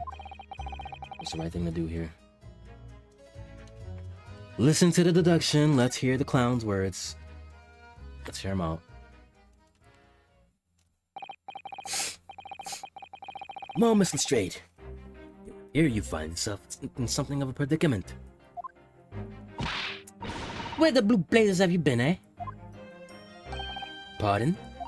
When a lady's in trouble, a true gent's supposed to be there to help. Straight away, not an hour later. Oh, now you're just shitting on him. Harsh. And who, pray tell, are you? Mr. Eggert Benedict, you have, in my eyes, a veritably encyclopedic array of curiosities about your person. Nevertheless, there are two immovable conclusions I have drawn. I beg your pardon? The first is this. The true reason for your visit to this bookery today is something you have not yet revealed. And the second is this. A considerable crime is in contemplation, one you will orchestrate with intent to steal a vast sum of money. Well, Mr. Benedict, what say you to my deductions? How? He's turned as white as a hard-boiled egg. Get it? It would seem that once again, Mr. Sholmes has made a flawless deduction. Just who do you think you are, sir? Ah, yes. As I'd hoped. That is precisely the pained expression I was looking for.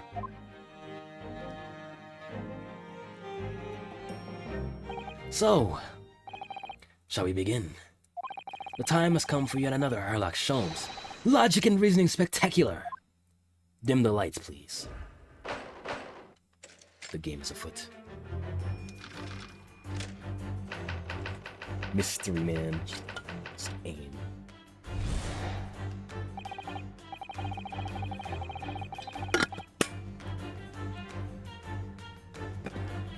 First of all, we must ask ourselves on what business you have ventured to this pawnbrokery today. You claim to have followed this pickpocket here, having had the redemption ticket stolen from you on the street. But that is most certainly a lie. The real truth is something different. What is that in your hand? As revealed by that which you hold in your hand. Yes, what brought you to this shop in the first place is the staff recruitment flyer. Huh? The piece of paper in your hand is a staff wanted advertisement from this very shop. Yet even the most unobservant will soon realize that a man of your appearance has no need of such employ. In other words, there's some ulterior motive for your actions. The cane, which you unwittingly clutch to your person, exhibits an incontrovertible contradiction. What utter rot! I've had this cane for years! The contradiction of which to speak is, of course, the missing ferrule. There was initials on that. The end of any walking cane will be terminated with a metal ferrule to protect the wooden tip. And yet, detailed analysis shows the wooden tip of this stick to be utterly bare. Therefore, there is only one conclusion. The rod that you hold in your hand, which appears to be a walking cane, is in fact no cane at all. You recoil, sir. Is something wrong? And in your recoiling, you inadvertently facilitate the answer to your next conundrum to present itself. Namely, what is the truth behind this rod you bear? Yes, your reaction betrays the truth. The handle, which you evidently like to conceal, is the key to understanding this riddle, you see. From the moment I saw it, my suspicions were aroused. What walking cane demands such a stout handle, mused I. Is he mad? But of course, as I said, this is no walking cane. No, that rod.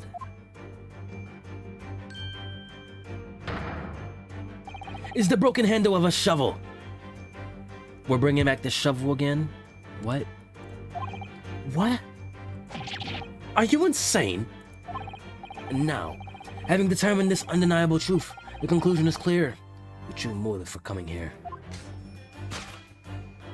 was to take employment at this establishment in order to excavate the ground beneath the premises. What a calculated crime you have conceived, sir. A wickedly calculated crime. Huzzah! The tunnel underneath the pawnbrokery. Huh? Great crime. Now, Mr. Benedict, let us continue. For what we must expose the details of this elaborate crime you have been planning. This is utterly absurd. You suggest that I, a gentleman, intend to excavate the ground beneath this brokery with a broken shovel. What on earth do you suppose I could expect to find there? Some long-forgotten treasure, I suppose. Save for a fanciful theory, what possible reason could I have to do as you say? Oh, but there's ample reason. As you are only too well aware, Mr. Benedict. Ah, your furtive glance is more telling than I could have hoped. What? Let us continue. Let us consider what would motivate a man to enter a shop such as this and covertly dig beneath its floor. The answer is revealed by the console notice on the counter to which your eyes were inadvertently drawn. This letter gives notice of public works to be carried out in the local area. And according to the exposed plan of the upcoming sewage works, beneath the shop runs a sewer that adjoins another, one that runs under the bank on the opposite side of the road. This madness has entered the sewers now, has it? By excavating the ground beneath our feet, we gain access to the waterway that flows in very close proximity to the great faults of the financial institution opposition. What are you... In summary, sir, you devised a master plan to pull off an elaborate bank heist robbery by dint of the underground tunnels. Master plan? Which brings us at last to the final chapter of this lurid scheme. With what plunder did the thief hope to make off from the underground vault of the bank? Are you quite serious? Is anybody listening to him? Having consulted with Scotland Yard some days ago, I happen to know the answer. But naturally, the answer is no secret to you, isn't it, Mr. Benedict? I have no idea what you're talking about. Allow me to present a rather interesting piece of evidence. You see, this picture postcard tells us all we need to know. A postcard of the Great Exhibition. I'm afraid you've quite lost me. Currently in the final stages of preparation, the Great Exhibition will soon be underway, and the government has provided extra funds to complete its centerpiece, the Crystal Tower. Funds that currently sit in the vault of the bank, on the other side of this road. Pardon? Yes, the considerable crime you have been contemplating is the theft of that which sits in the vault of that bank, the special reserves for the Great Exhibition. Of course, that is top secret police information, so keep it under your hat, please. You just told everybody in this room secret information. You really are stupid, bro. You really are stupid. This self-proclaimed great detective thus concludes Erlach Sholmes' great deduction of this pawnbroking puzzle.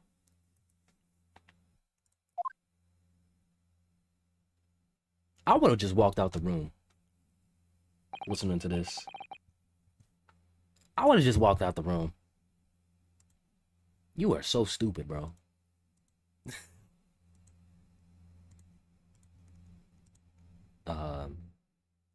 Mr. Sholmes. Hold your applause. Well, Miss Minadoro. An impressively upbeat deduction for a detective racked with loneliness. Would you not agree?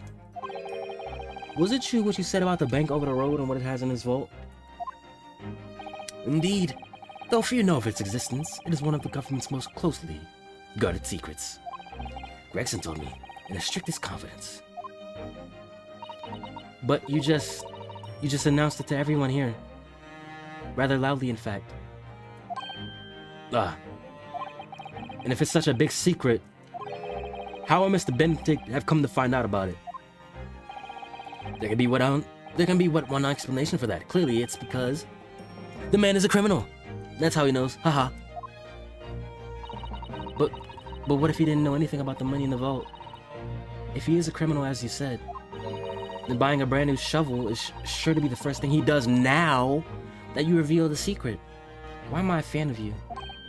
Oh. Or if he doesn't, maybe Mr. Wonderbag will. He already has plenty of shovels here after all. On my life! I assure you I'm not so unscrupulous. Well, hopefully this has taught you a valuable lesson. Sensitive information must be handled with the utmost care. I taught you guys a lesson, right? One can never be sure that someone privy to secrets will disclose them. And once the word is out, it's out. Perhaps I'll think twice before confiding in you next time, Mr. Sholmes. An excellent idea, Mr. Naruto. An excellent idea.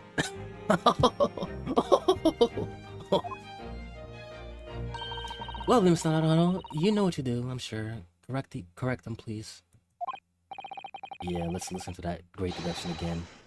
And see if we can massage it into great shape. Oh my gosh, he's so stupid. But hold on, before we do that, I'm gonna go to the bathroom. I'll be back.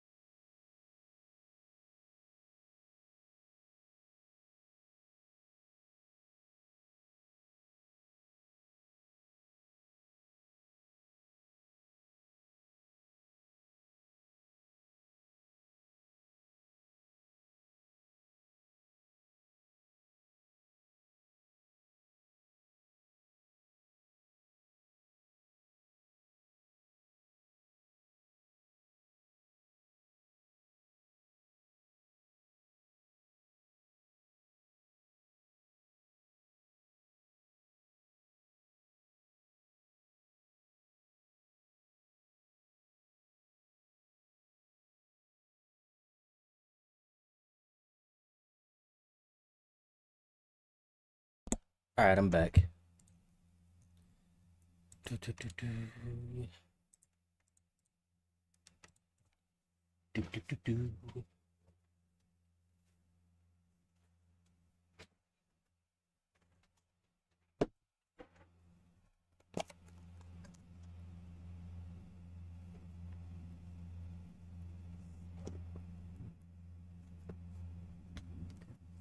Mm.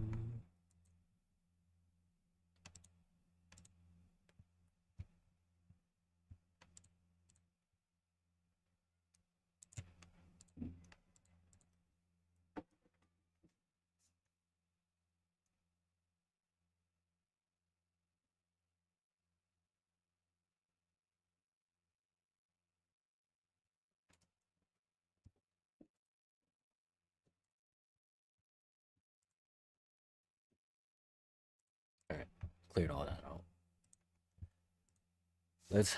Let's correct the clown. Let's correct him.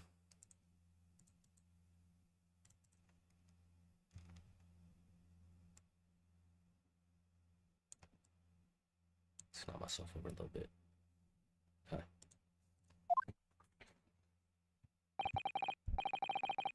Very well then. Let us start once more from the beginning. Of Herlock Sholmes' magnificent logic and reasoning spectacular team.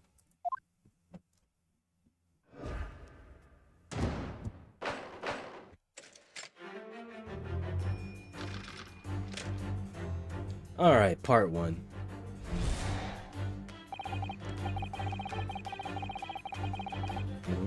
Ask ourselves what business.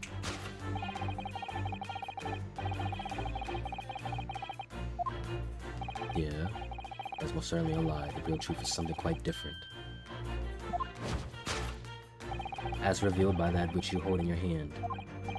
What brought you to this shop in the first place was a staff recruitment flyer. That is not it. So, by Mr. Sholmes' reasoning, Mr. Benedict came here in order to apply for a job so he could dig down through the floor. Was that me? Yes, in an attempt to tunnel into the sewers to gain access to the money in the vault of the bank across the road. But he wouldn't get very far with a broken shovel, would he? No, I think it's fair to say his motives lie elsewhere. The question is, where? What did bring Mr. Benedict here at this particular point in time? Oh, what's that? What's that, huh? You got a message. That's a proper English gentleman's cane, isn't it? Look at the beautifully polished brass on the handle. Yes, but Mrs. Sholmes is right. It's not the sort of handle you usually see on a cane. It can be. Perhaps it's the latest London fashion. I mean, that's just guesswork, of course. Perhaps you could adopt a cane, Mr. Naruhodo? It might rather suit you. I have a feeling I might argue with the sword around my waist. Yeah, that's two conflicting things right there. The sword is already good enough. This stylish hat.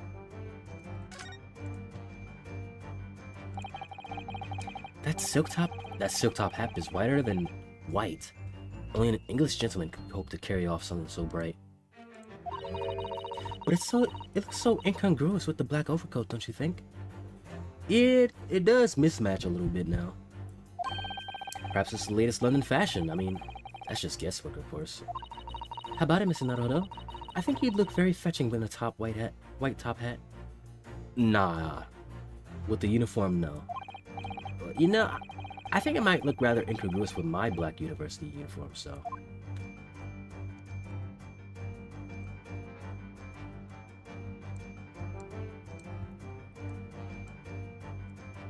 What does it actually say on the flyer?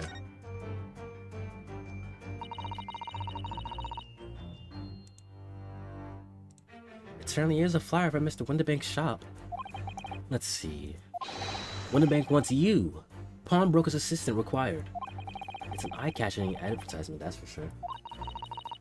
I've seen the same flyer here inside the shop, I think. Perhaps Mr. Winterbank is always in need of more staff. So Mr. Benedict came here to apply for a job? That's just too hard to believe. Okay, now what is this? Oh, we can actually see the camera now. With the both of them. both cameras. Scribbled writing.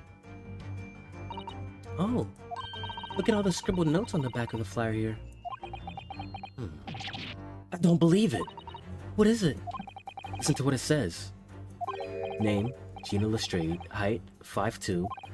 Green cap, scruffy waistcoat, grubby white shirt, blue satchel, ragged.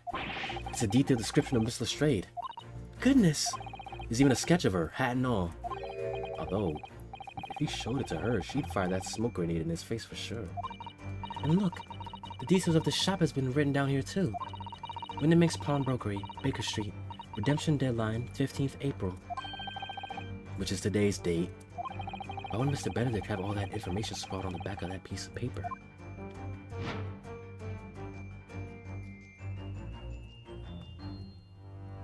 Take that! You got info from someone. You were tipped off. What brought you to this shop in the first place is the info about Miss Lestrade. Quite so, my dear. Don't butt in. Don't butt in. You did not think that. It would appear that the writing and sketch on the reverse of the flyer pertains to the pickpocket Miss Lestrade and to Mr. Winderbank's pawnbrokery here. You originally told us that you had merely given chase after Miss Lestrade stole the redemption ticket from you. But that, sir, is a thinly veiled lie. It is the information on the back of the flyer that led you here today, by which I mean, here to Winderbank's Bakery, Pawnbrokery, and today the redemption deadline is of that overcoat. So you waited outside for the young girl matching the description you have written down to arrive. And you have gone to some lengths to hide the reason for your pursuit of Miss Lestrade. In other words, there's some ulterior motive for your actions. Alright, here we go again. We're back at it.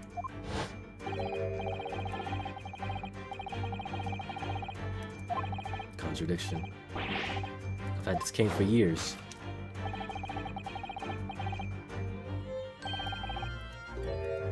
Completely wrong. What's a ferrule? It's the metal cap commonly found on the end of a cane, Mr. Naruto. Ah, the bit that makes the nice clacking sound on the pavement. Yes, exactly. Mrs. Sholmes is right. Oh, that's what that's called. Interesting. It appears to be missing on this cane. But it doesn't actually look broken, does it? No, it doesn't. Though the gentleman certainly did recoil when Mr. Sholmes identified the cane as suspicious. In other words, there's some secret about the cane that Mr. Benedict would rather we don't know. It's the initials that you somehow didn't notice, Sholmes.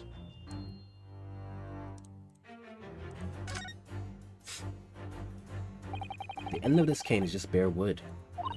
Yes, and according to Mr. Sholmes' deduction, this is where the shovel blade would have been attached. Can it just be that the tip fell off? I'm sorry, Mr. Lau, but I couldn't possibly speculate.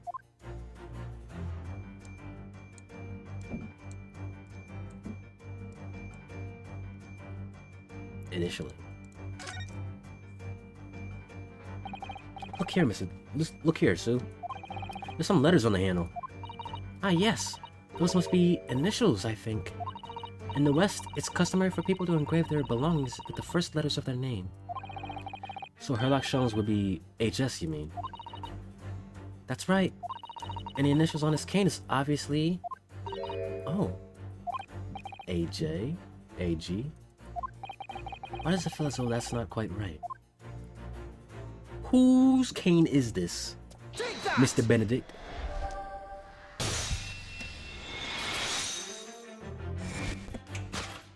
The contradiction of which I speak is, of course, the initialing. A most astute observation, when you say, Mr. Eggert Benedict. We are led to believe, sir, that your initials are EB. Yet in a most possessive manner, you have in your grasp a cane bearing the initials AG. An incontrovertible contradiction indeed. Would you not agree? No! You're wrong. This cane isn't. You said before that you'd had that cane for years. So don't try to tell us that you just borrowed it from a friend or found it in the park. In short, though you hold yourself to be a gentleman, you have withheld your true name. Are you a fraud? Ooh. Something ripped. You recoil, sir. Is something wrong?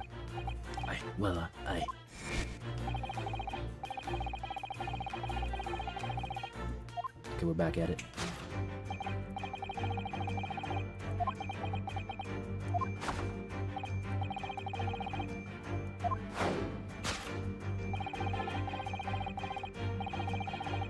Nope. Get back at it. Let's consider the bare bones of what's happened here. Mr. Strayed redeemed that fine-looking overcoat, and now a mysterious gentleman has appeared, introducing himself with a fake name, and claiming that the overcoat belongs to him. But we know that he actually identified Mr. Strayed from a written description, which suggests that everything else he's told us is untrue. So what we need to do here is somehow prove that the overcoat cannot possibly belong to him.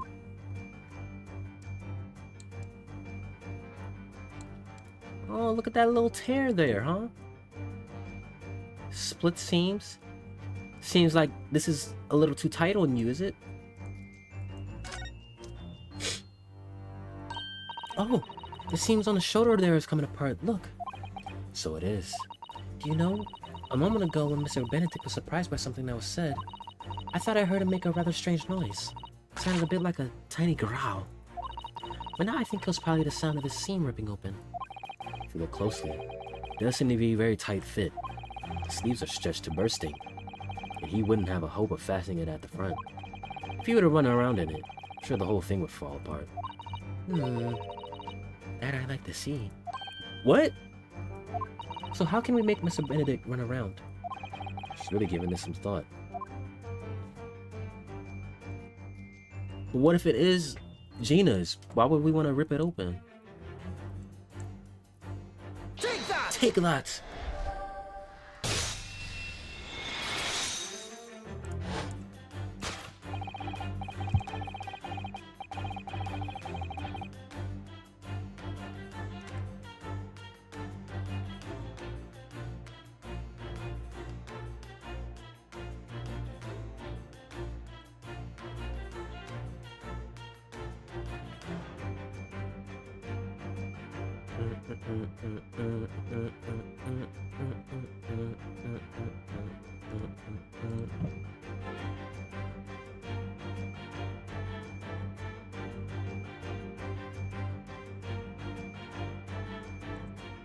Okay.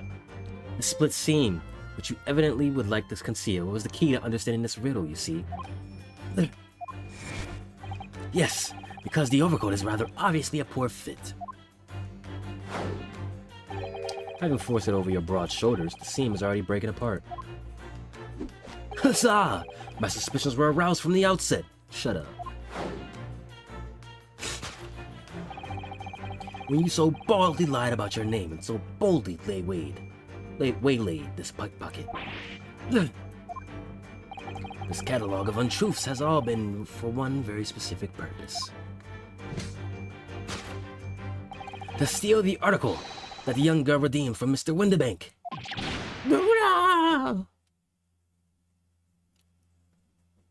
Your dramatic ass is gonna make it rip even more. But what really irks me is this. The considerable crime I initially imagined has been considerably curtailed.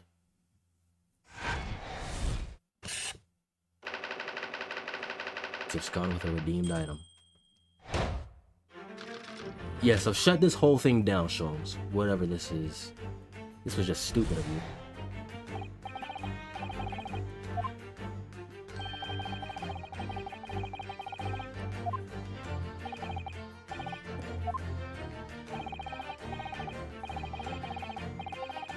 You suggest that I, a gentleman, designed to a wheeze, to filch some tawdry article of pawnage.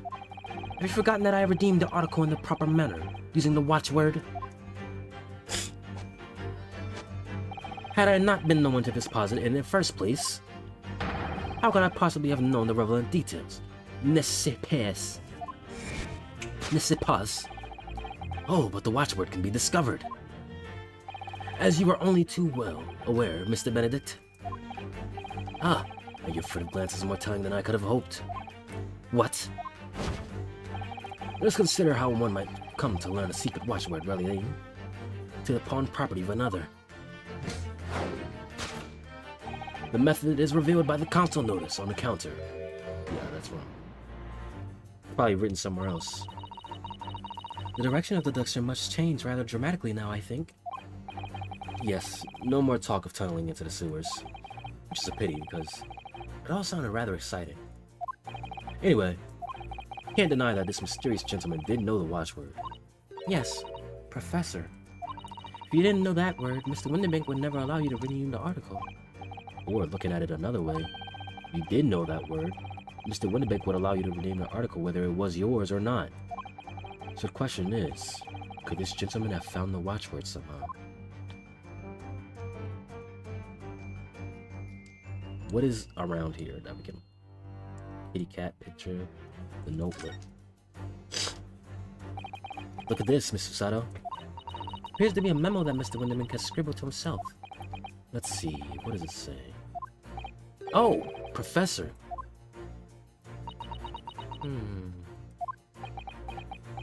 Well, it's pretty obvious here.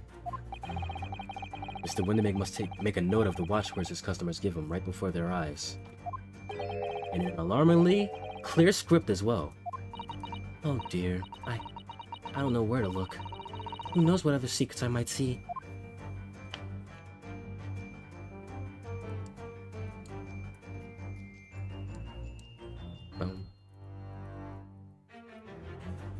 Take that! Take that! Well, here we go. Could have just peeked at it. The method is revealed by the notelet on the counter to which your eyes were inadvertently drawn. Yes, the broker here follows the same procedure whenever a customer comes to redeem an article. Did you just forget that? He asks the customer for the watchword and notes down the response uttered on a notelet he has to hand. Then he consults his ledger, confirms whether or not the watchword matches that of the article in question. I would expect nothing less of a diligent pawnbroker. But his diligence clearly has its disadvantages. What are you talking about? It is increasingly apparent that you were present in this shop before your accusation against Miss Lestrade. In all likelihood, you followed her inside, and then observed her talking to Mr. Winterbank. When the diligent broker made the note of the watchword as is common practice, you observed him writing the word professor on a notelet beside the ledger. And that, sir, was the master plan you devised to steal the pawned article from the young Miss Lestrade. Master plan? Which brings us at last to the final chapter of this lucrative scheme. Why would you go to such lengths to redeem that particular article from this broker? Are you quite serious? For an ill-fitting overcoat, hardly seemed to justify the effort, much less a worthless music box disc. But naturally, you had very good reason to make them yours, didn't you, Mr. Benedict? I have no idea what you're talking about. Allow me to present a rather interesting piece of evidence. You see... Yeah, no. Stop right there. The article we're talking about are the overcoat and the music boxes that was in one of the pockets. Which, according to Mr. Winterbank, isn't even worth a penny. And yet this man went to such lengths to steal them. Why? I wonder if perhaps, we already have the evidence we need to explain it, Mr. Naruto. Could we? Really? I better have a thorough look through all the evidence we collected so far.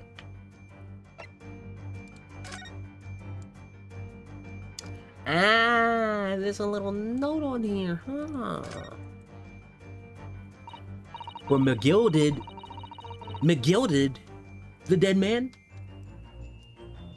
Oh, there's a little scrap of paper stuck on the reverse side of the disc, look. And a scribbled word or two. Looks like somebody's name. What McGill did? McGilded? Couldn't be. But it is, Mr. Naruhodo. A name I shan't forget for as long as I live. But why? Why is his name on this? Music box disc information has been updated. Take that!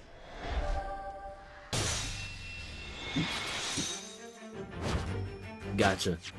You see, this music box disc tells us all we need to know. What's that? On the back? It reads, from McGilded. Ah, Mr. Magnus McGilded, the unfortunate philanthropist who perished in curious circumstances at the Old Bailey 2 months ago.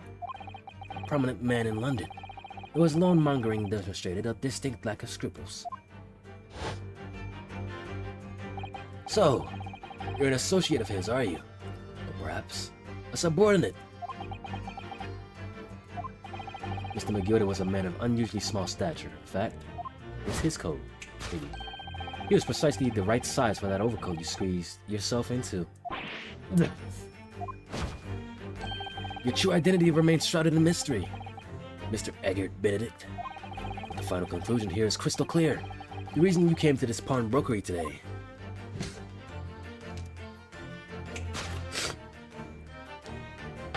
was to retrieve an article left behind by the late Magnus McGilded. No! Got his ass.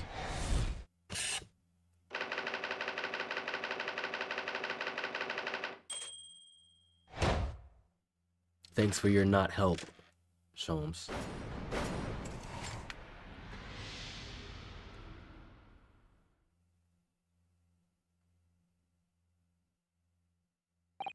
Well, Mr. Magnus McGilded. Not a name I expected to hear in these circumstances.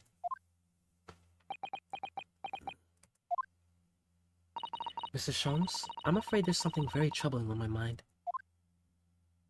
Pray tell, Miss Usato. Well, according to what Mr. Winterbeck told us earlier, today was the final day on which the coat could have been redeemed, was it not? It was related. Yes, ma'am, that is correct. Today would be precisely 2 months since it was first deposited. Well, today is April 15th, so 2 months ago today. Would have been the 15th February, sir, that's right. It's all carefully recorded in my ledger. Deposited at 10:30 p.m., I see. 10:30? But that suggests... Yes, 15th February. It's precisely the day on which the omnibus murder took place. And 10:30 in the evening, it's precisely the time at which the terrible events were unfolding. Suggestive is not the word. It would seem the matter is entirely beyond coincidence. Interesting. You are, of course, at liberty to make whatever outlandish deductions you choose. However... Whoa! I must insist you hand over the music box disc. Now. It would be a terrible shame for you to return to your native land in a box. What do I do? Cut the bullet. Cut the bullet with the sword. It's like, nah. Shit. We gotta hand it over. You could shoot me at any moment. I hate to give in, but what other choice do I really have here? Ooh. Oh, he pulled out his strap too. Mr. Winterbank. This is my shop. I can't allow any harm to come to my customers. If that were to happen, I should have to take my own life. No, aim the gun at him. Stop aiming it at yourself. Mr. Winterbank, no. Alright, that's enough. Alright, that's enough. Inspector Gregson. Inspector? That's right, Sunshine. The alarm was raised on one of the dedicated emergency lines. So we got here as fast as we could. Now, what's all this about, eh? Oh, praise be! You're here at last. I was moments away from forfeiting my own life in my very own establishment.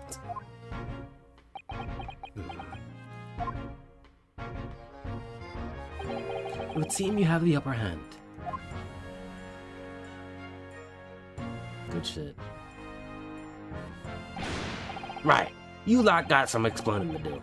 I don't appreciate being bothered with some petty argy-bargy. Petty? Mr. Wonderbag. Yeah, by his own gun, as far as I can tell. Oh dear. And the whole of Britain could meet with his end if I don't get to the bottom of the case I'm supposed to be working on. What? What on earth is the case, Inspector? Spare no detour, Gregson. I might have said a little too much. Don't matter. It's nothing to do with you lot. Anyway, sir, you're gonna have to come with me down to the station. But of course, Inspector. You're complying. Oh! Ah! He's getting away! Never mind, he wasn't compliant. He was... Get after him, lads. Whistle the beat officer, too. Sir! He snuck away. There's been a spate of thefts at pawn shops around here recently. So we fitted emergency buttons underneath the counters for brokers to let us know when there's trouble. Oh, Inspector. I was very worried there for a while. Very worried indeed. Now then, Mr. Permanently in mourning. Oh, yes? I'll be taking whatever it is of Mr. McGelded's down to the yard. Thank you very much. So hand it over. Yeah, of course. No, don't give it to him. It's mine. It's mine. I'm sorry, miss. But anything belonging to Mr. Gilded has to be taken in as evidence now. As evidence?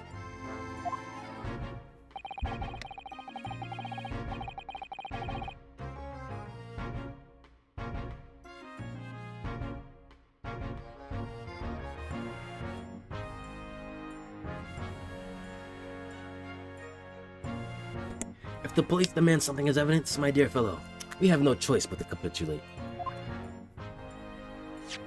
It's all yours, Inspector. And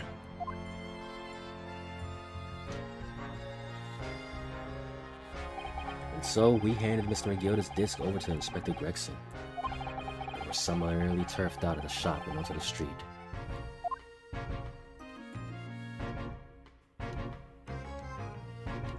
To be continued. This is related to that case, so seems like we might be getting not a retrial or anything like that, but additional context. All right, let's get out of here.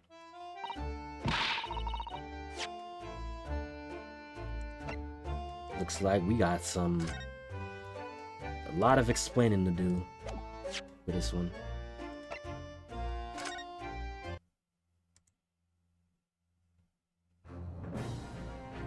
The guild is being brought up again, interesting. And this guy wanted the disc.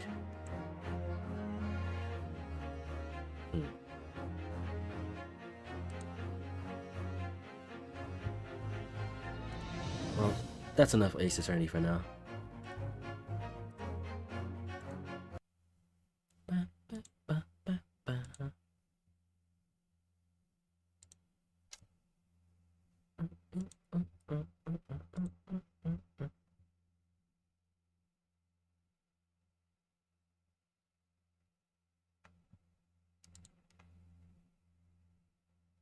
Alright. I'm gonna end it for now because I'm hungry. My stomach is growling and I need food. But I will be back. I will be back. And I gotta rest my voice as well. Gotta rest it. So thank y'all for coming through. Appreciate it. Nice little Ace Attorneys. We back. But I'll be back later tonight. Probably in like, I'm not done, so like maybe in like 2 hours or so. Bye-bye.